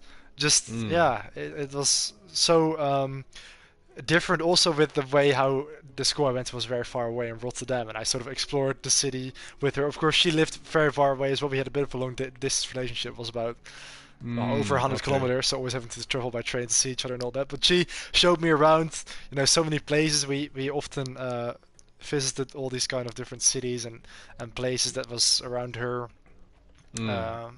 Sort of where she lived, and we've done so many things together. I even made a list of every single city we visited, and it's like over 35 places we've been to, and even going abroad, like to Belgium and the UK and stuff like that. So I don't want to just forget about it. I still really cherish those memories, and that's why it kind of maybe also hurts a little bit to think about her now, because you kind of it's sort of bittersweet. In one way, it is so nice to have experienced it and to have been so in love with each other, and on the other hand, it kind of hurts to suddenly, not have her in my life anymore. And it's almost like you have to you're pretending like somebody's just not there or something. It's just odd. But I think it just needs a bit of time as well. But I think so. I think in some relationships, maybe like you go out with a big fight or whatever, or there's maybe some sort of feeling of hate or jealousy or something towards each other, and that's definitely not the case. Like even the way it went, I really don't feel mad at her or anything. I still, of course, I don't love her like I used to, but I still, in a way, care for her. I think that's the right way to say it. Yeah, and I don't think that's like unnatural. Of course not, because like you did have feelings for each other at one point, and of course you like the person still as a person. Yeah. So I don't think that's strange. Like that's not an anomaly at all. Like I think that's very normal. True. But as you say, like for me, it took. You said it was a month ago or something like that. Yeah, something like that. Yeah, it took me like. For me, and we weren't even like in a relationship, you could say. We were only dating. We hadn't like, we didn't take it further than that before we decided not to move on with it. But like, I took quite a long time to get over it. Yeah, I can also get that. Even if you're dating, you're still some sort of form of. Well, a relationship for a relationship, guys. Yeah, attachment. Yeah, exactly. Yeah. I guess. I also think that my situation was a little bit different. But did you go to the same school as Eva? I don't remember. Yeah, we did. That's actually where we met as well. We were actually in the same class, so that's how we sort of started falling in love with each other, and also how we shared the entire school life, I guess, together, you know, because we just walked through Yeah. that, you know, together. Yeah, the thing was, me and the other girl I was dating, we were at the same Bible college, and we spent 24/7 like at the same place. Oh So wow, that's it was yeah. very difficult to get away from each other if we needed it at any point. That's also, I guess, a bit difficult sometimes. Yeah, we were like living on this, like we lived in rooms on this school, and we spent like we had cleaning duties on the school in the different groups. Me and her were in the same group at cleaning. We were in the same class for school for our studies, and for all of the like subjects that you could pick, there was two of them we shared as well. So we spent most of our week together. Yeah, Like I guess sharing the in same one way room. that's nice, but also it can be difficult, of It course. was really difficult. Yeah, And I that, even remember like the first week I was just I physically got like so mentally, you know, drained like or something. depressed, I Yeah. guess. It was kind of a depression, but Okay, like oh, really? and it got to me so bad that I started getting physically sick as well. So in the Oh, first that's week. pretty serious actually. Yeah, so I was basically in sick the whole week following the breakup, or whatever you want to call it, I guess. Yeah. And my teacher came to my room on the last day, like on a Friday, and he said, "What's wrong here, man?" And I had to tell him like, "Okay, this and this." So And this he was was all like, after like the rejection sort of, well, not rejection, but after you've talked about the fact that you "Yeah, weren't going to exactly." continue with each It was other. the week following. Ah, okay. So yeah, so and then you still were like 24/7 together even after Yeah, that. exactly. Like Oh, we yeah, now I spent. get it. Yeah, that's tough indeed. I think this was in March. I think.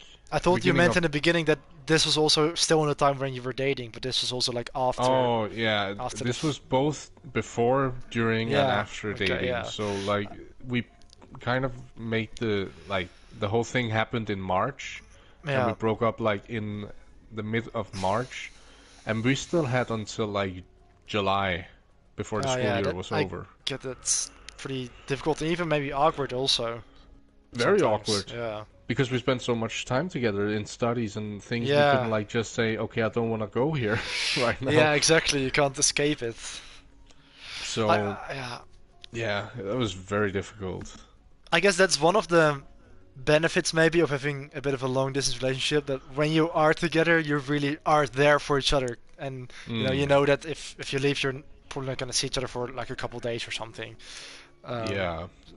But But I yeah. will also say it was also a blessing to some degree, because it's like I could still like, you know, ask her to maybe go for we still went on walks together and had talks about it, you know, Yeah.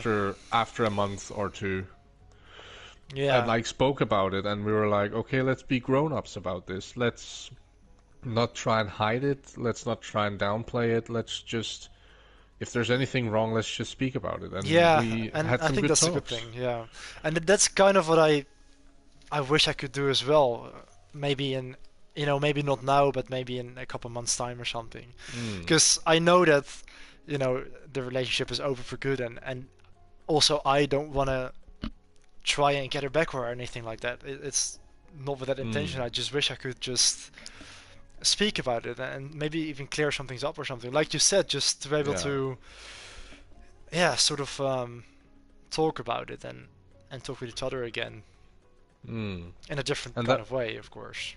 Yeah, and it was that realization as well that it wasn't gonna work out, and that I didn't think it was gonna work out. I think that's what really, you know, made me come out of this deep, deep, dark hole. I Oh, was yeah. like, oh, but it's not gonna work, and people don't love me, and blah blah blah, all of this stuff.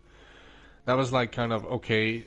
She didn't say she doesn't like me. She said she's just not ready to make a relationship out of it. Yeah, She which still is likes fair, me. of course. Yeah. And it's like, okay, we can still be friends. It's not the end of the world. I mean, yeah, and also it's a very good thing to just be completely honest about it and to not try and sort of go around it or waste each other's time or mislead each other. It's very good Yeah. to be clear about that and be honest about it for both sides. And let's just try and be good friends about it. I mean, Yeah, I mean that's good that you were able to do that.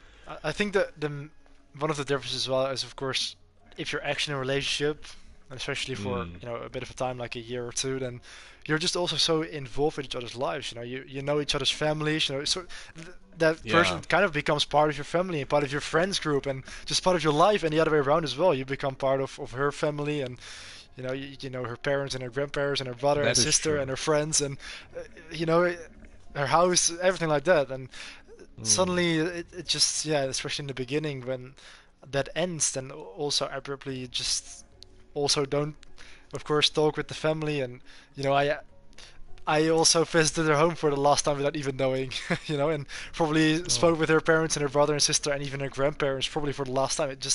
It's very weird. And yeah, I think, Yeah. and also just the fact that you just talk with each other every single day about every single thing. You just share your life together. It's like you have a second half almost. And in the beginning, it just feels so surreal to suddenly sort of lose that, even though that person is still there. Yeah. Not there for you anymore, I guess. Yeah, that's true. You do lose that. What do you call it? Like, you lose that part of the relationship where you can like talk about the really, really deep stuff, I guess. Yeah. And the vulnerable things. But hey, I'm sure you'll get over it. That's like, yeah, I'm sure I very will soon. as well. But it's yeah. You do sound like you've come a long way, to be fair, with realizing that okay, it wasn't gonna work out. Yeah, thanks for saying that. And And like yeah, I mean, I'm doing seeing the alright. red flags. I'm. It's just a bit of a weird time, but I'm not depressed or anything. Definitely not. Like, I can also see the good sides, of course, about about life in general, but also about maybe that it was better like this for it to end. It's better that it ended on a good term and it ended early than ending in fireworks and exactly. lasting longer. Yeah, because especially if you. That, Oh yeah, sorry. yeah, that was something we both agreed on when me and her broke up, or whatever you want to call it. That she said to me, "Let's end it now on good terms instead of making a shitstorm out of it in that's a couple of years." a very mature thing to do, I think, because indeed, like sometimes, maybe if people go together in a relationship that is kind of doomed from the beginning and ends up escalating or something, and especially, kind of the longer you're in a relationship, the harder I think it gets, of course, to end it, because the more involved you get, and especially if you like start living together or something like that, then it becomes all a lot more complicated to. But also you share much more at that point. Like you open up about more and more things. Yeah. So. And I guess if you live together or are financially dependent from each other, then that makes you dependent, I guess, because then if you break up, then you're gonna also have complications with your with the house and the finances and everything like that, or it all becomes a lot more complicated than if you're just in a relationship and still living with your parents or something like that, or in an apartment or whatever, not living together. That's true.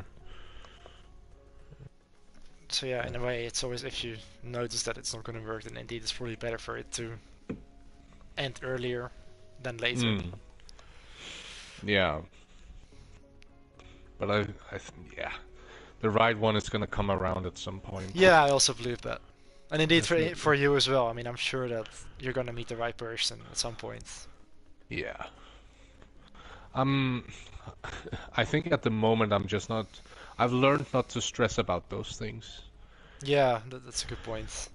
Because that was definitely something like the last couple of years that I was like stressing a little bit about, is to find, someone a partner or something. Yeah, I get that. Also because like now I'm turning 25 in April coming up, so I mean I'm getting somewhat old at this point. I mean, 25 is still young, of course, but yeah, I get what you mean. Well, I'm a quarter way to 100, so. Damn. Yeah, if Well. you put it like that.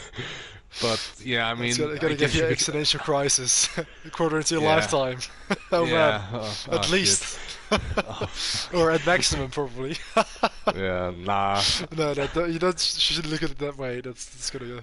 I'm not gonna look at it that way, but it is kind of strange to think that I've Yeah, it's pretty daunting. like 25 years is still is a long time. Yeah, but also at the same time, you're still very young. Yeah, I am. I guess. I mean, comparing to, I think it's just because these days, like, I don't know what it is, but the expectation put on people today, and young people especially, is just insane. Yeah, because you should never look at expectations. But do you actually think about, wanting to start a family or wanting to have kids in the future? At some point in my life, yes, definitely. That would definitely be a dream. Yeah, that's nice to hear. But I feel the same way as well. I also at some point really, yeah, I'm certain that I want to start a family at some point. Mm. Yeah, I think that's. Yeah, it's just something that. Obviously, right now I enjoy being only myself and myself only, in a way. Yeah. Also because Same, I to be honest. recently, at the beginning of February, I moved into my own place now Oh, nice. for the first time. Nice. So Yeah. Oh, good to hear, man. now I don't live with my parents, and I'm like fully myself now. That's good to hear. And that's also kind of strange because it's like now I have to figure out things for myself for the first time. Yeah, that's because a very big step in, becoming independent as well and living your own life. Yeah.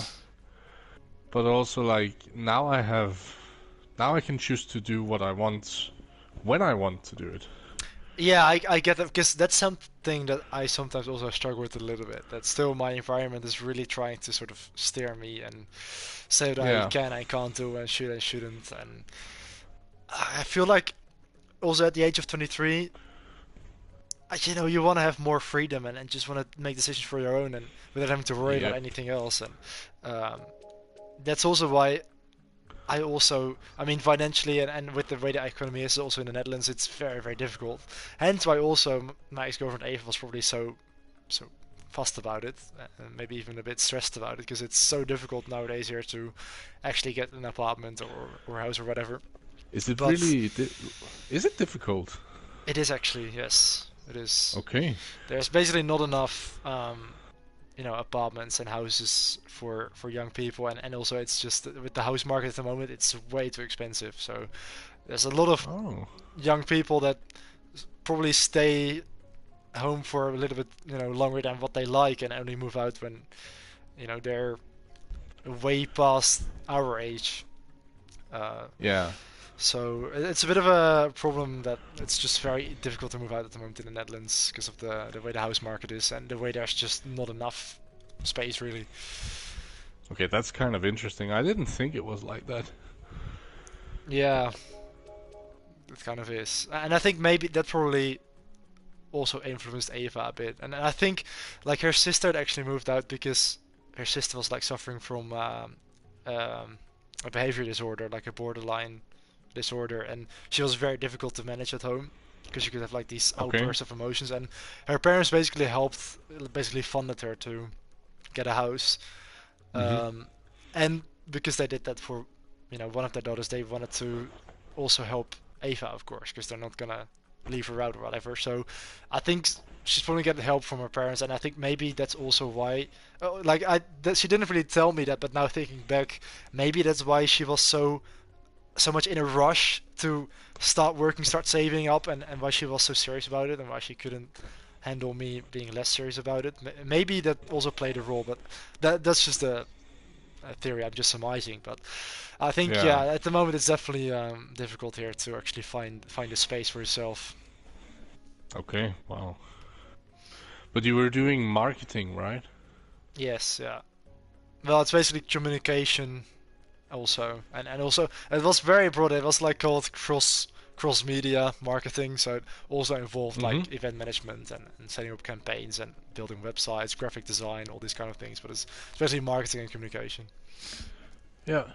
Okay.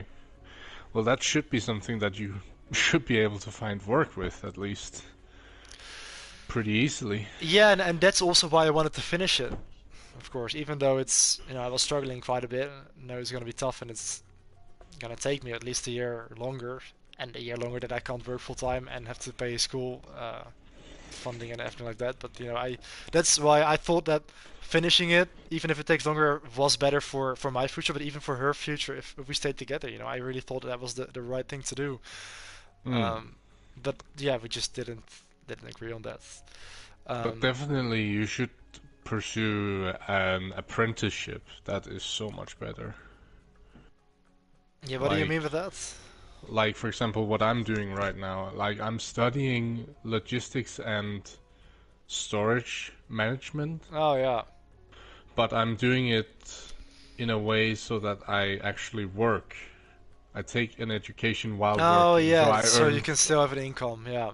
Yeah, I have a full income I instead think of I think like. Sandro's kind of doing a similar thing with his like him being a Yeah, salesman and also still studying for it while working as well.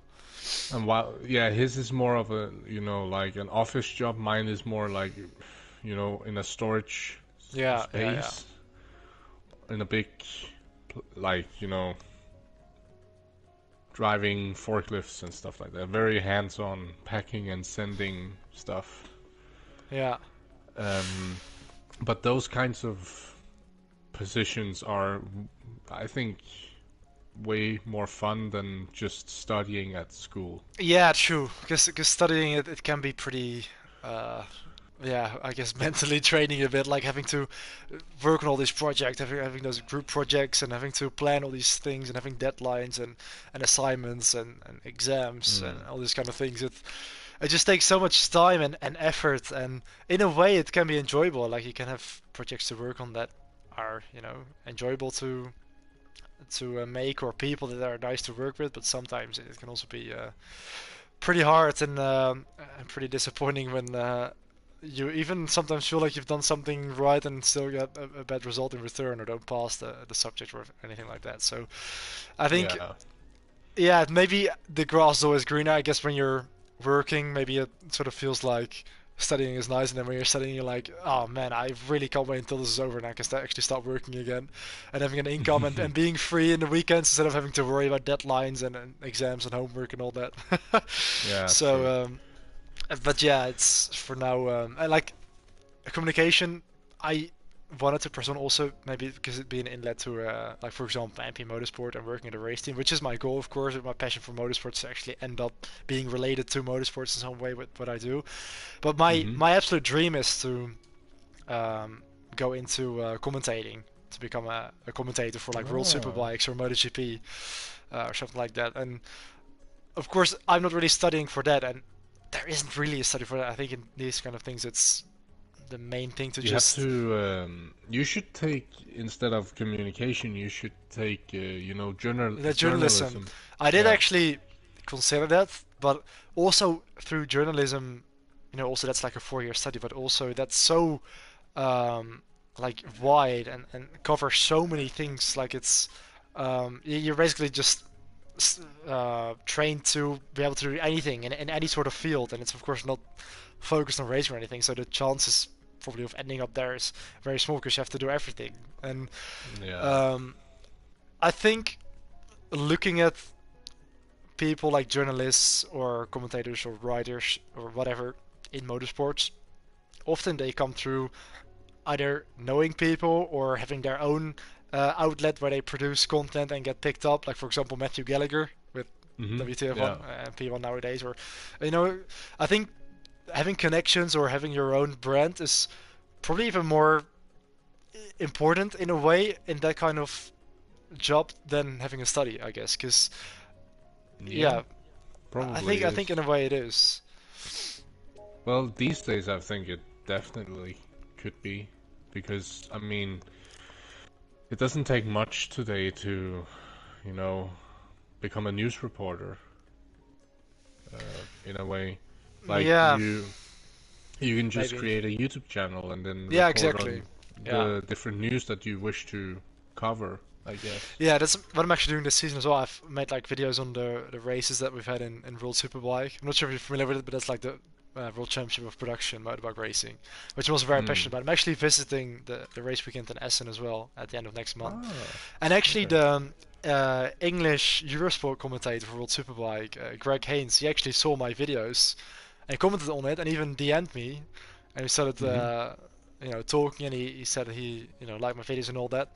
And actually, ever since that was like a couple of weeks ago at the start of the season, and ever since then we've basically been talking every single day. And of course, he started to notice how passionate I was and how much I knew about MotoGP and World Superbike and just motorbikes and all these kind of things.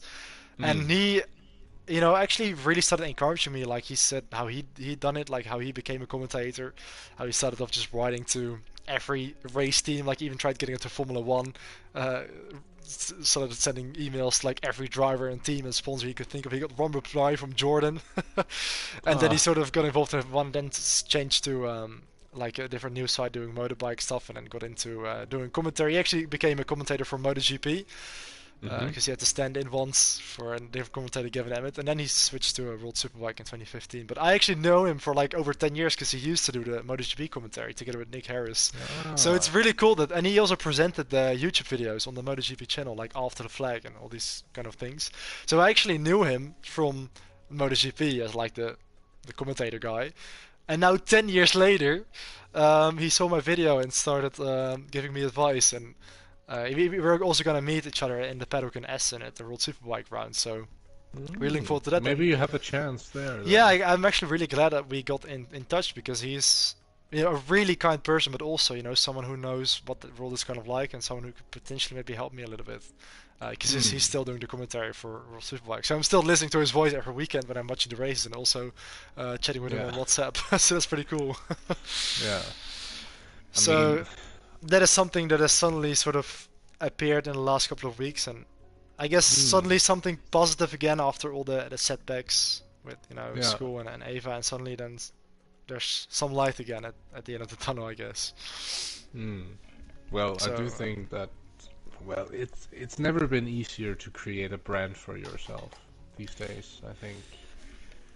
Yeah, I mean, I guess it's also maybe harder nowadays with everything that exists on the internet to stand out, and of course there's just more people on the earth nowadays, but indeed you've also got things like LinkedIn and indeed all these social media outlets that you didn't have 10-20 years ago. So in a way it's maybe also easier. Yeah, definitely. It's easier to get on the thing. It's more difficult to get noticed, maybe. Yeah, to get noticed because you have so much competition. Exactly, yeah, that was what I was trying to say. But at least I got noticed by someone who is a professional commentator. Yeah, I was about to say the only thing you need is to be noticed by the right people. Yeah, exactly. And also, like back when YouTube was still a small thing, like you saw some smaller creators, they just got a shout out from someone, and that's how they grew their channel. Yeah, and that's how they became like the big gaming channels that we know today. Exactly. It's a case for a lot. To think. Yeah. Yeah, you need a bit of luck, but you also kind of need to make your own luck a little bit, of course, in a way, because you need to be there when it matters and have something to put out there when it matters, or when you get that chance to actually have a podium to perform, so to say. Yeah, that's true. But yeah, it's also a little bit of luck, of course. But yeah, I really... oh yeah, go ahead. It's actually kind of fun because I also had it like last year when I went to college. I ended up, for some reason, the guy or one of the teachers, or what you call like student teachers, he was not full-time teacher, but he was also doing a part-time job as the Danish commentary work for CSGO in Denmark on Danish TV actually. And he was a part-time teacher at the school, and he has like what 14,000 followers on Twitch and stuff like that. And I remember I asked him at one point, because he does all of his streaming in Danish, and I was like, why don't you do it in English? You have a much bigger audience you could reach. Yeah. And he just said, yes, but by doing my live streams in English, I automatically give myself more competition. Yeah, that's an interesting way of seeing it, indeed. Because if I do it in Danish, yes, I have a much smaller audience that I can cater to. Like, there's only maybe 5 million people who speak Danish. So my limit is maybe 5 million if everyone who speaks Danish sees me. Whereas English, you maybe get into the billions, but my competition in Denmark is significantly smaller than on the world stage. Yeah, so also your audience is probably like more concentrated as well. And Exactly. yeah, that's a And I guess that's good also point, kind of what actually. you do. That's also kind of what you do in a sense with your live streams. It's like, okay, Yeah. you don't go international, you don't go with the English because you create more competition that way. And by only, doing it in Dutch, you can kind of become a bigger name in a sense, and also cater a little bit more to those who speak Dutch. Yeah, definitely true. Definitely. So I've been thinking a lot about next season because I'm definitely not this year. Before summer, I'm not going to be streaming at all when I do SRL races, but next year, I'm really thinking about maybe, deleting, or not deleting, but privating most of my old content and just starting completely fresh and then only doing it in Danish, maybe. I don't know. Oh yeah, yeah. I don't know. But yeah. Yeah, Again, that's up to you, of course. But if you want to do really, that, I mean, also for me, YouTube is just a hobby, of course. I'm not really Yeah. taking it that seriously, but I do really enjoy doing it, and do always enjoy sharing my passion, I guess, for racing and racing games and league racing. yeah. Yeah. But yeah, I But I mean- really, really want to try and go for getting involved in like doing commentary. I really want to become a commentator, or if that doesn't But work you out, only- become involved in motorsports Yeah. in some way, work for a racing team or something. But the main goal is to go into commentary. You should contact Sigo Sport. True, yes, because they actually have the rights for MotoGP. I actually know Barry Veneman, who does the commentary over there. He's a former rider as well, but I don't know him that well. But I've met him a couple of times. Like I went to the Ziggo Sports studio actually, because I was actually invited to attend one of their broadcasts for the MotoGP ride. It was in Thailand last year. Okay. Because I applied. There was like sort of an event that they held where they invited guests over, and I was one of the first ones to actually apply for that, so I was actually selected.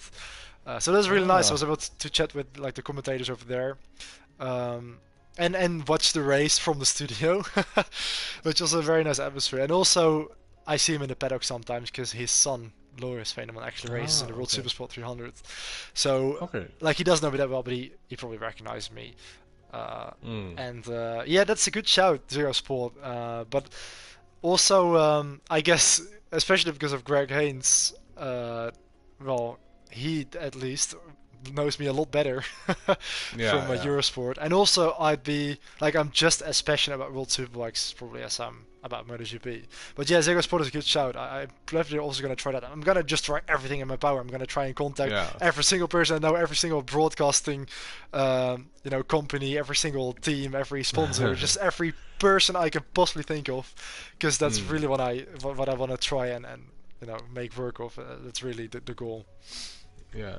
You can try and contact Viaplay. Viaplay, of course, for F1, yeah. Swedish. It is Swedish, isn't it? Yeah. Yeah, I mean, indeed. Actually, talking about Viaplay, I work at the karting track in Amsterdam called RacePlanet, which is owned by the Blekemolen family, Jeroen, Sebastian, and Michel, all former racing drivers. Well, Jeroen and Michel actually still drive. They're the son of Michel, who's actually a former F1 driver even. He raced in the Grand Prix at Watkins Glen in 1974, I think. He has Well, one that's Formula One some time start. Wow. And like like Jeroen Blekemolen, he has raced in IMSA and 24 Hours of Le Mans, Bathurst 1000, A1 Grand Prix, all these kind of things. So that's really nice because he's basically my manager, so I can always talk about racing with him. And he Yeah. actually is the commentator for Formula 2 on Viaplay, together with Allard Golf. And Okay. also Sebastian often does the commentary. Actually, Jeroen often does it for F1 practice sessions, and Sebastian does it for the support races like Formula 2. Yeah. So again, that's a bit of a connection because I know them quite well because I've worked at the karting track there for over 2 years. So Yeah. I've never really talked about it. Like they know about me being passionate about racing, of course, but I've never really talked about my ambitions of being a commentator. But yeah, I guess I do know a couple of people at Viaplay. I do kind of know some people a little bit at Clubsport, and I definitely know someone at Eurosport. So Yeah. just maybe, who knows? Maybe it could lead to something. You have 3 connections that are very strongly connected with the top flight of motorsport. Definitely. Yeah, I guess I do. So I'm also maybe a little Like- bit lucky in But that are you sense. more but are you more into bikes than cars? to be honest, I am. Okay. Even though I'm of course also very much into cars and Formula 1. I also watch Formula 2 and Formula 3. I also really enjoy car racing and cars, but I'm even more of a motorbike guy actually. Okay. I'm really into motorbikes, into motorbike racing. Probably even more than F1. But it's Okay. almost similar to me because I follow F1 just as closely as MotoGP, but I just feel more passion for MotoGP and World Superbike and Supersport and just motorbikes in general. Actually, I'm really into. I'm very much of a motorbike guy actually, more than I'm a car guy. Okay. Interesting. Have you ever tried getting into, motorsport of yourself of some sort? Good question. I actually did because my father actually used to race in the Yamaha TZR 250 Cup back in the day. Because he was he used to be into motorbikes, not that much anymore. He's now more into guitars and having a band and all these kind of things. But actually, I didn't grow up with my father. I grew up with my grandparents and my mother, and I actually they had no interest in racing. So I really sort of developed that interest out of my own. And I later found out that my dad actually used to ride and race as well in the past, and that he used to have that interest. But it wasn't because of him. I actually found it out later. But I was actually back in around 2018, I really wanted to get into motorbike racing, and I was really talking about it with my dad as well at the time, and I was very close. I actually already went on a an intake chat with the coordinator of the Dutch Yamaha Cup on the R125 Cup to apply for the season, and considering to get my racing license and all that. But that was around the time when, also because my father was behind it, I knew about how much it would cost and all that for a season, for the motorbike suit, helmet, leathers, all that. Yeah. And but around that same time, of course, especially my mother, she really wasn't behind it, and she wanted me to just focus on studying and get my diploma and all that. And in the end, I decided to sort of commit myself to that, and I never actually went ahead with that idea of riding in the Yamaha R125 Cup, even though I was really, really strongly considering that, especially also together with my dad. But in the end, never actually did that, got into it. But I still have this ambition that I want to really do something with that, and really want to start riding properly, and maybe train at the circuit, doing track days and all that, to develop myself in that kind of sense as well, and develop myself into just riding, and maybe at some point just at the national level racing as well. For example, in the Yamaha Cup, there's also the Yamaha R7 Cup nowadays, and also Dutch Supersport series. It's called IDC. I think nowadays it used to be called ONK or OW Cup. But things like that, I really want to get into riding, definitely. But of course, it's always going to be at a national level, obviously. Yeah, probably. I don't know. Maybe you could make it. Well, no, definitely internationally. not. Definitely not. If you want to make it internationally, you're gonna have to start at a very young age and really dedicate your life to it, basically. No, definitely not. Yeah, I do remember I was at one point thinking about, you know, if it was something for me, motorsport, like in actuality. Okay, But yeah. I came to the conclusion that I don't think it is, like doing it. But now I'm just thinking it could be kind of fun to try. You know, have you ever seen Speedway before? Yes, yeah. That looks so fun, and it's also the races are not that long. Because I do have the problem that I get very, very, you know, driving sick, motion Okay. sick from driving cars. But it comes after like a longer time exposed to high G-forces. Hmm. Yeah. And like I was thinking, okay, speedway, the heats usually only take like 5 minutes or something Wow, like but it's that. very short, yeah. Yeah, it's very short. Maybe that could be something, but they are like Yeah. crazy. I mean, definitely if you really want that. Like, I've also really thought about car racing, even karting, because there's like in the Netherlands we have a karting series where there's quite a lot of race weekends even abroad, like in Germany and Belgium and all that. And one full season isn't even that expensive because you do actually rent a card for a season basically, so you don't actually have to buy your own cards. Actually, Boer Brune, who's Mm? participating as well nowadays, he's actually racing in that series. He's doing his first season this year. I think he had his Okay. first race a couple weeks ago in Emsbury in Germany. But Mhm. I have considered stuff like that as well, actually, because you don't even need your racing license to compete in that. And also, I've even talked about it with Sandro. Of course, Sandro is also really trying to get into racing. Of course, he used to be in the Is he Hesper still karting. trying? Yeah, Actually? yeah. Of course, he won a championship 3 times in the Hesper series, but that wasn't that competitive. And now he is Oh. actually he got his license to be able to race in the Saudi series. So he's now racing with Saudi cards, which is a lot quicker as well. Okay. And he's actually going to test a Formula 4 car at the Nürburgring. I'm not sure Ooh. what the date was, but he's gonna do like a full weekend and get his racing license Oh, at the nice. Nürburgring, which will also give him the Nürburgring license, which you need to be able to participate in races at the Nordschleife. So, Mm. and we visited the NLS 12-hour race last year, Yeah.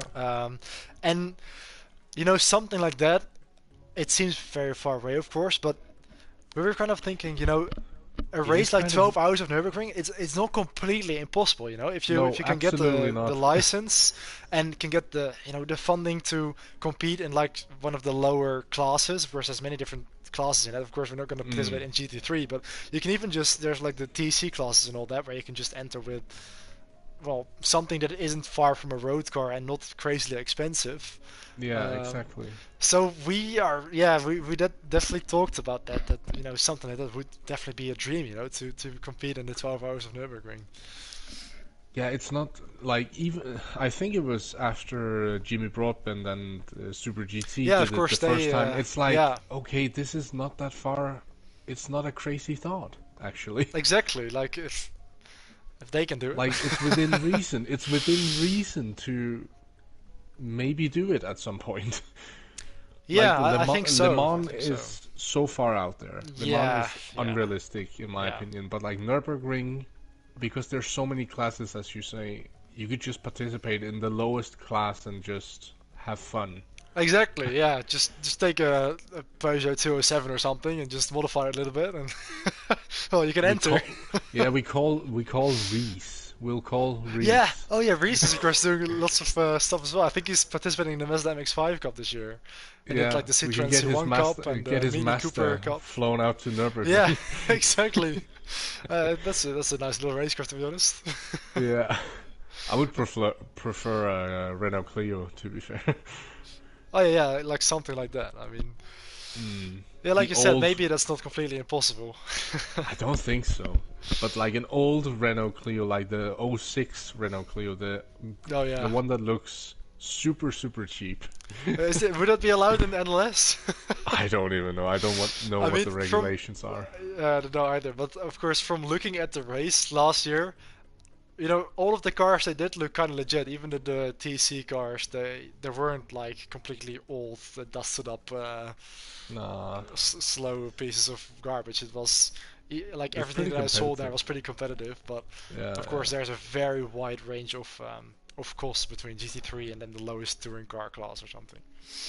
Yeah, like I think lowest class of touring cars, even though it's like competitive in its own right, it's just competitive on that level. It's not competitive looking if you compare it to a GT3. Yeah, of course. Yeah, exactly. But yeah, maybe. Who knows? Like there was even at one point I saw on Twitter, there was one of the lower teams in IMSA who were looking for a bronze driver. And like I went to Wikipedia to try and or like the IMSA, you know, what is it called, regulations to figure out what is the requirements for a bronze driver actually, Yeah. to try and see is it realistic. To be a bronze driver, there actually isn't any criteria. Really? You have to you have to obtain an IMSA license, but that is super easy apparently.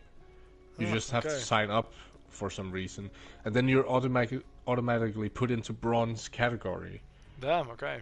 And I was like, okay, and then I saw that they needed a 100,000 sponsorship that followed with the driver. I was like, okay, that's not gonna happen then. Yeah, that's the main issue often, isn't it? It's just, yeah, most of motorsports. But is it's crazy just so to think if you expensive. had a sponsor that could throw 100,000 euros Yeah, then you could at, possibly then participate. Yeah. you could just text them and say, okay, listen, I have a serious offer here. I don't have any track experience, but you know, let's try and make it work. Sim race experience. And that would be like equivalent SRL because it was GT3 winner. yeah, it would be a GT3 car actually, because it was the GTE amateur class. Wow, so you can actually drive a GT3 car as an amateur, as a bronze Yes. driver. Yeah, absolutely. Yeah, that's pretty crazy. That shows that money can go a long way. There is like requirements for what the team the team has to include one silver and one gold driver or something like that. But they were looking for a bronze driver, so I mean, and like the requirements and they even said it themselves in their post. It's like requirements to be a bronze driver. You need to be able to breathe. And it's just like, is it not anymore? And it's like, nope. Okay, that's kind of crazy. Yeah, I mean, if I would have 1,000 or 100,000 laying around, I'd definitely give that a go, I think. Yeah, and it's for a whole season in IMSA. That's crazy. Wow, that would be really cool. Like you get all the accommodations and stuff like that if you bring the sponsor money. It's crazy. Yeah, or your own money, I guess. Yeah, 100,000 euros, and then you basically have a whole season of racing. Obviously at amateur level, but still, you compete with some of the big names. Yeah. Like you're still on the same track as the Exactly. Daytona prototypes and the GTE field. So I mean, you are gonna get some screen time at some point. Exactly. Make a lap. So... Well, or if you're at the top of the amateur class. Oh yeah, true. And it's just a cool experience, of course. Absolutely. But yeah, I mean, I don't know. It's not unrealistic, but it's also... It seems unrealistic. Yeah, and I think for a lot of racing series, you know, no racing series is cheap, so if you really want to do that, then maybe it's not completely impossible, like Nürburgring, but you are probably gonna have to sacrifice things to be able to fund that. You know, you're gonna have to. You can't have it all. No, that's true. Yeah, but is it really that expensive to compete in one race if you bring your own car? Realistically? Yeah, I don't really know the details of it, to be honest, but it's probably not too extreme. Because I know that getting the Nürburgring license with that F4 test is about like 4K or something, and then you get like a full weekend of testing with an F4 car. So that's pretty fair. Like it's quite expensive, but it's not too crazy. Considering the experience and the fact that you get your A license and your Nürburgring license. Yeah.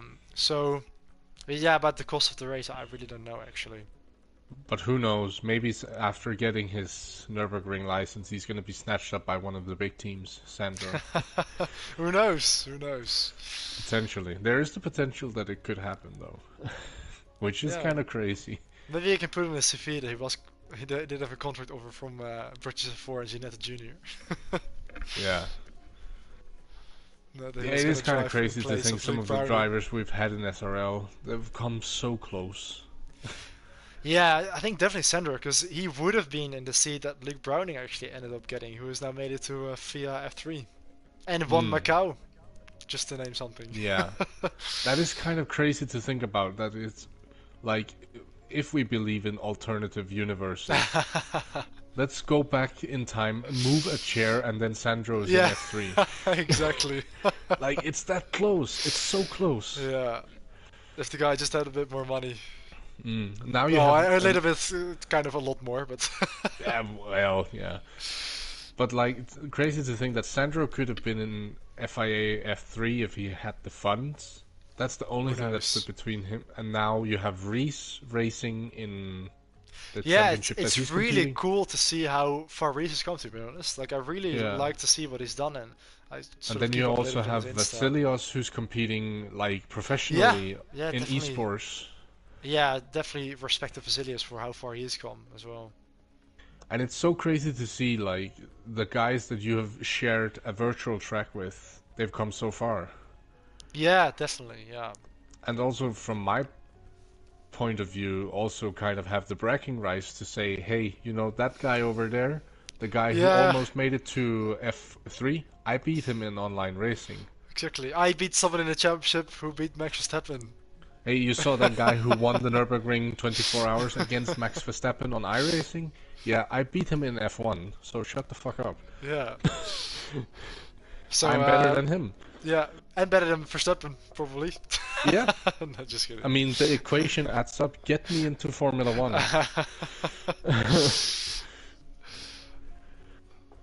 I'm calling Haas, I'm calling Gene, get Hulkenberg out. He hasn't even got a podium, man. I mean, I think you probably beat Vasilios in a couple of races, didn't you? Like, you probably must have at some point. Yeah, I definitely So you can did. say that you beat someone who beat Verstappen, so... Yeah, outright, I can say. And I can even say that I beat him over a full season. You won the championship against him over the course of a season, so I mean... Yeah. But I guess Vasilios has the biggest flex, being able to say that he actually beat Verstappen in a one-to-one battle. Even overtaking him on the track. That is true.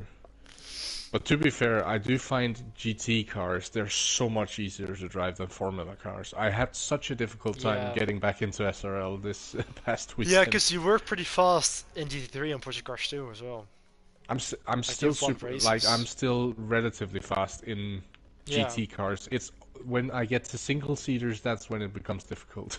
Yeah, I guess it's also realistic because I think even in real life GT3 cars are pretty friendly. Like, they're not super difficult to drive. They are. They have ABS and traction control. As well. So I think maybe they are pretty, well, I say easy to drive, but they're easier to drive. Yeah. Definitely. I think probably maybe the most realistic sim that sort of gets the closest to GT3 cars ACC. I think and I also think they're super easy to drive there. I recently picked up ACC, and they're super easy to drive, I think. Yeah, even when you turn off the electronics, like the TC, it's not that hard to manage. But like, why would you? They come with traction control. Well, actually, I always turn it off because I just like to feel the rear end and just manage it myself, really. Yeah. But like, I actually, the first time I put on ACC, I was like, okay, I have to try it with the realistic assists. So like, only traction control and ABS, because that's what they race with in real life. Yeah. Super easy to drive, and it was super easy to get fast on the game as well. Yeah. But I think even F1 cars, especially the modern F1 cars, aren't... Of course, they're physical because of the G-forces, but they're not super difficult because there's just so much grip.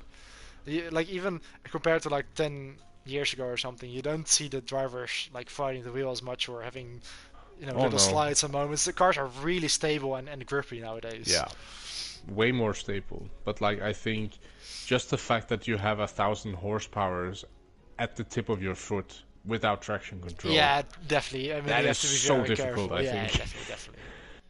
That's true. Certainly not easy by any means. But And that's probably what I a found. little bit easier than like the older F1 cars.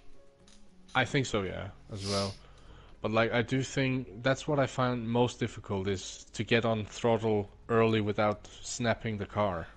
Yeah, that's the thing with like very grippy cars like F1 cars. It's so snappy, you can't really hold the slide. It's just you lose it and it's gone, or you overcorrect. But of course, it's Yeah. you know, made for handling and with all the downforce and stuff. Just it's very aggressive the way the car slides. And that's the thing with F1 cars as well. Like, they are fast when they're a bit more oversteery than understeery, but they're so I find them so difficult to drive when they're under or oversteering. Yeah, Because it's hard I to like catch the slides. understeering an understeering car, and that's what a GT3 is essentially. It's more Yeah. understeer. It understeers a little bit more. To be honest, I definitely prefer an oversteery car. Yeah. Well, at least I have a couple of races to get ready for next season in SRL. Yeah, but I really wish we would do something with GT3 again, like we used to do. I really miss that, to be honest. Yeah. Well, I was thinking about it, but I don't know, man. It could be possible, maybe, in the future. Who knows? Yeah, I hope so. But it was really fun, actually. But Yeah. the championship was kind of dead, unfortunately. Yeah, it started to die a bit.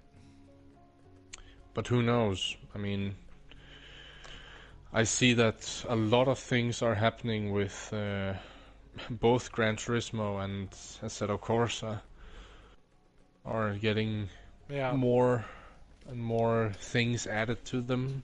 Like, Gran Turismo 7 is a good game now that could actually like host a series or something like that.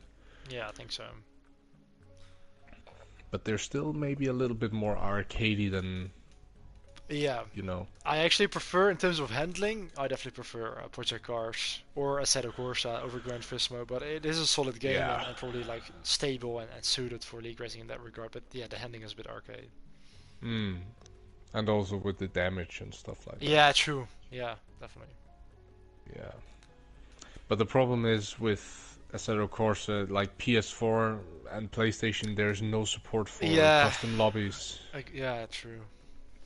So that game is kind of out of the window on that regard. Yeah. And then the question is, okay, do you use the new improved game or do you use an old reliable game? Yeah.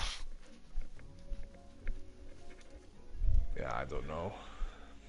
There are pros and cons with both. True. I think. So, but yeah. Maybe at some point we'll do something. I'll talk to Sandra about it, maybe. I don't even have like a concept of what we could do right now. It's just like, it would just be cool to do something. Yeah, I agree. I'd definitely be a big fan if in some form GT3 would return for SRL. At some point I was thinking maybe do something like a sprint, endurance series where you have like maybe you have races that are in total there are like technically 1 hour long, but the races are split up into 2 half-hour races, and then each team consists of 2 drivers, and each driver has to compete in either in one race. Oh yeah. I don't know how that would work.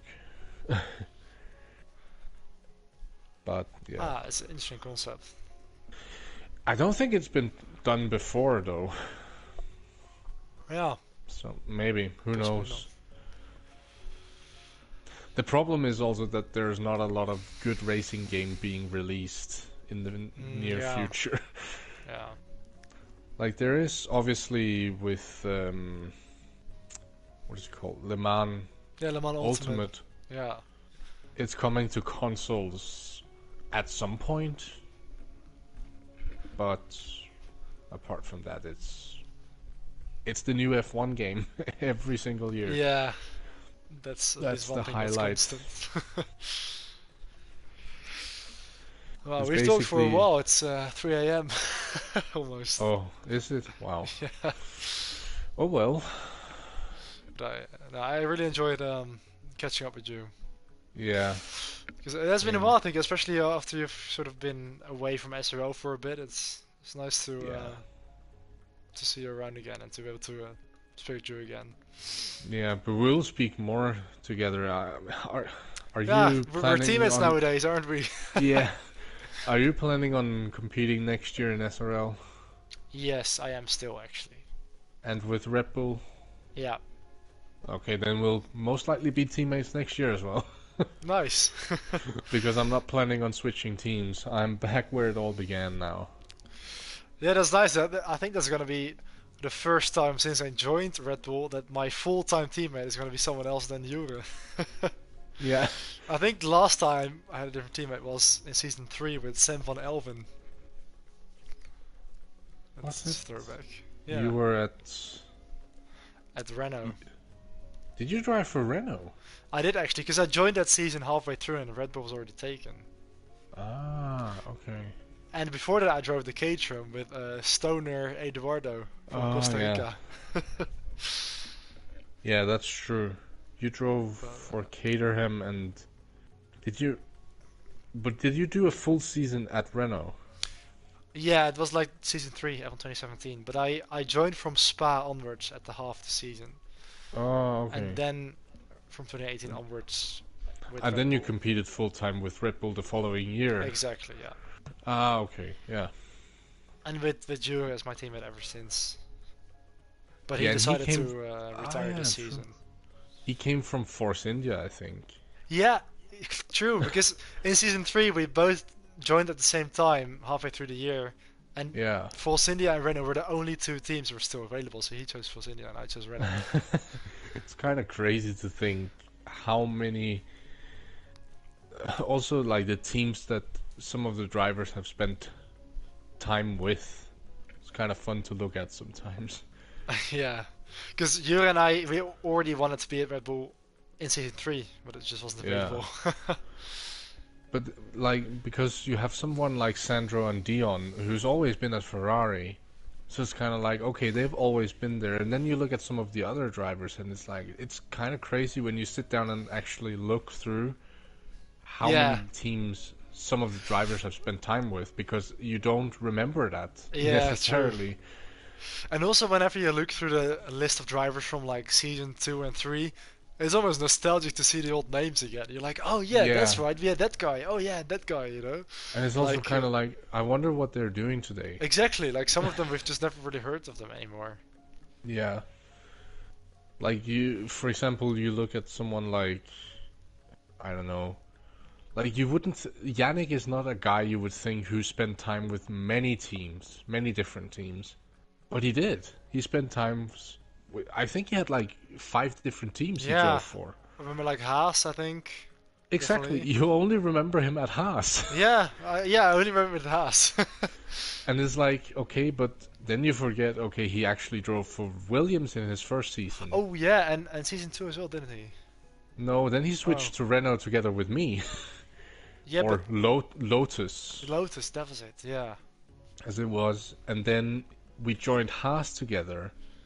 And then there was the whole thing, the scandal and everything. He was Yeah. kicked out of the league. And when he came back, he drove for McLaren.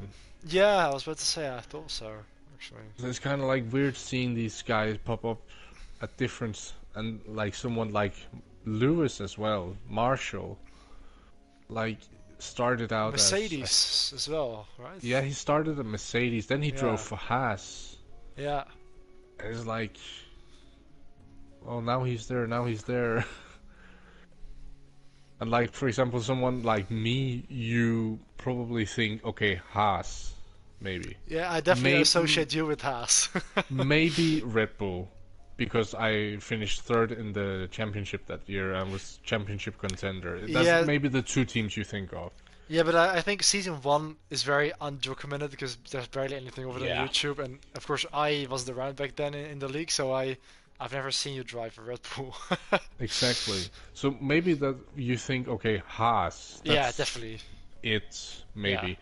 But then you look a little bit deeper, and it's like, okay, he started with I started with Red Bull. Next season, I moved to Renault/Lotus, and then I Yeah. joined Haas. I stayed 3 seasons with Haas, and then I moved to McLaren technically for 2 races. Yeah. I have done a substitute race at AlphaTauri, and now I'm back at Red Bull. Made the full circle. Yeah. It was that one race with AlphaTauri at Spa. It was like, yes, it's coming full circle now. I'm almost there. Yeah, he's getting back through the academy almost. It's like, Through the junior team. he's at AlphaTauri. We'll get him now. Maybe like Ricardo is planning to do, even though it's very unlikely. Yeah. But Red Bull, then back to AlphaTauri and Racing Bulls, and then. But it back to was Red also Bull again. crazy luck I joined at the time where Jure decided to leave. Yeah, because he like even after one race this year at Catalunya, he decided Yeah. to leave it there. But it was also like, I texted Sandro on the day that he got confirmation that Jure was officially leaving. So Oh, he was yeah. like, because we were texting, I'm thinking about coming back and stuff like that. He was like, oh yeah, you can definitely do that.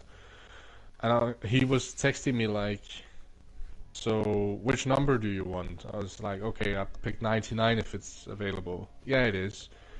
And I was like, okay, which teams are available? And he was like, give me a moment. Because I think he knew that, okay, if I give him the Red Bull, he's not gonna say no. And he was like, give me a moment, and then 2 minutes later, he texts me back and is like, well, the seat at Red Bull is available alongside Nick. I was like, sure, I'll take it. Yeah. That is my seat now. Yeah, it's good to have you back full time for next season. Hopefully I can Before do the rest of better the season. than what I did here last time out, man. Yeah, I think it's gonna be good. hopefully I only- F24 is gonna be good as well. I hope so. I really do hope so. Hopefully it's gonna be a good game. Hopefully they're not taking away more features Yeah. like they've done recently. Yeah, true. We spoke about it last time. It's like EA, ever since they bought the rights to Codemasters, each year a new feature gets removed. Yeah, it doesn't really improve that much, does it? First they remove Classic, the classic cars and Yeah. tracks. Then they remove the option to do wet weather time trial, which is stupid. Yeah, and they even removed things like having stats as well. It's so random. It's so random. Like the menu looks the same, just with that segment missing. Though that's very important, but it's just like, why did they delete that kind of stuff? Because obviously, like, league racers are gonna be using time trial to test Yeah. setups. Yeah, it's weird because And it's obviously they want to test their wet weather setups as yeah, well. and it's so it doesn't really make sense to remove it because it's like no effort to leave it in, and it's not something that's like potentially game break or anything. It's like a very straightforward, simple game mode, and they're like Yeah. not removing it. Like, what's the reason for it? Oh well, they Stupid. gotta have room for that breaking point career mode. Yeah, it doesn't make sense because something like having a wet with a time shot, like, it doesn't take up any space. It's just literally No. a different setting. It's It's not just like a there's diff- extra it's- content. It's literally using the mechanics that are already there. Yeah. It's basically taking what's in a Grand Prix and then applying it to. Yeah.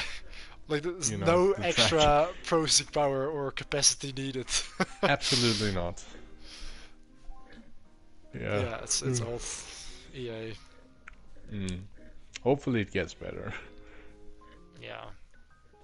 We'll see. Oh well. It is, as you said, we have been talking for a long time now. And Yeah. it's getting very late. It is. So, but yeah, it was nice talking to and catching up again Yeah, man. Yeah. after a couple of years not being around. So Yeah, But, that's been a while. yeah. Yeah, it was. But I don't, Go ahead. I won't be at the race this weekend. I'll be at Singapore instead. That's gonna be my next race. Nice. So. Oh, see you at yeah. Singapore then, I guess. Yeah, yeah, and unfortunately we're not gonna do Spa with the two other guys in. Oh, not. Nah, there were some problems with qualifying for the event and stuff like that. They were, for some reason, I told them both, me and you, we had a league race on the day that there was pre-qualifying, which is what they call it, to determine who goes in and who doesn't. And then I told them, okay, you have to pick the two other guys. And like the owner of the team was like, yeah, okay, that's fair enough. And then on the day I get a text, literally leading up to qualifying of our race at Spa. And he's saying, where are you? I can see you're online, but you're not on Gran Turismo. I was like, I told you, we have a league race. We're not available. So we didn't qualify for the event. Okay. But we'll do Nürburgring come August, I think it is. Alright. Because I have kind of, taken a little bit more control over that specific team now. So it's like, I'll try and arrange how things go. Okay. And also because I didn't have access to any information, so it's like, and he doesn't send the information to me, so now it was kind of difficult to figure out what do we need to do. Oh well. We'll see how it goes then for Nürburgring. Yeah. For now we just have to try and score some points for Red Bull in SRL. Yeah, exactly. Then we take whatever comes, I guess. Yeah. Well, yeah, it was very nice to talk with you actually, and also to sort of get some things off my chest. It was yeah. Was nice. Absolutely. Yeah, crazy that we've talked for so long.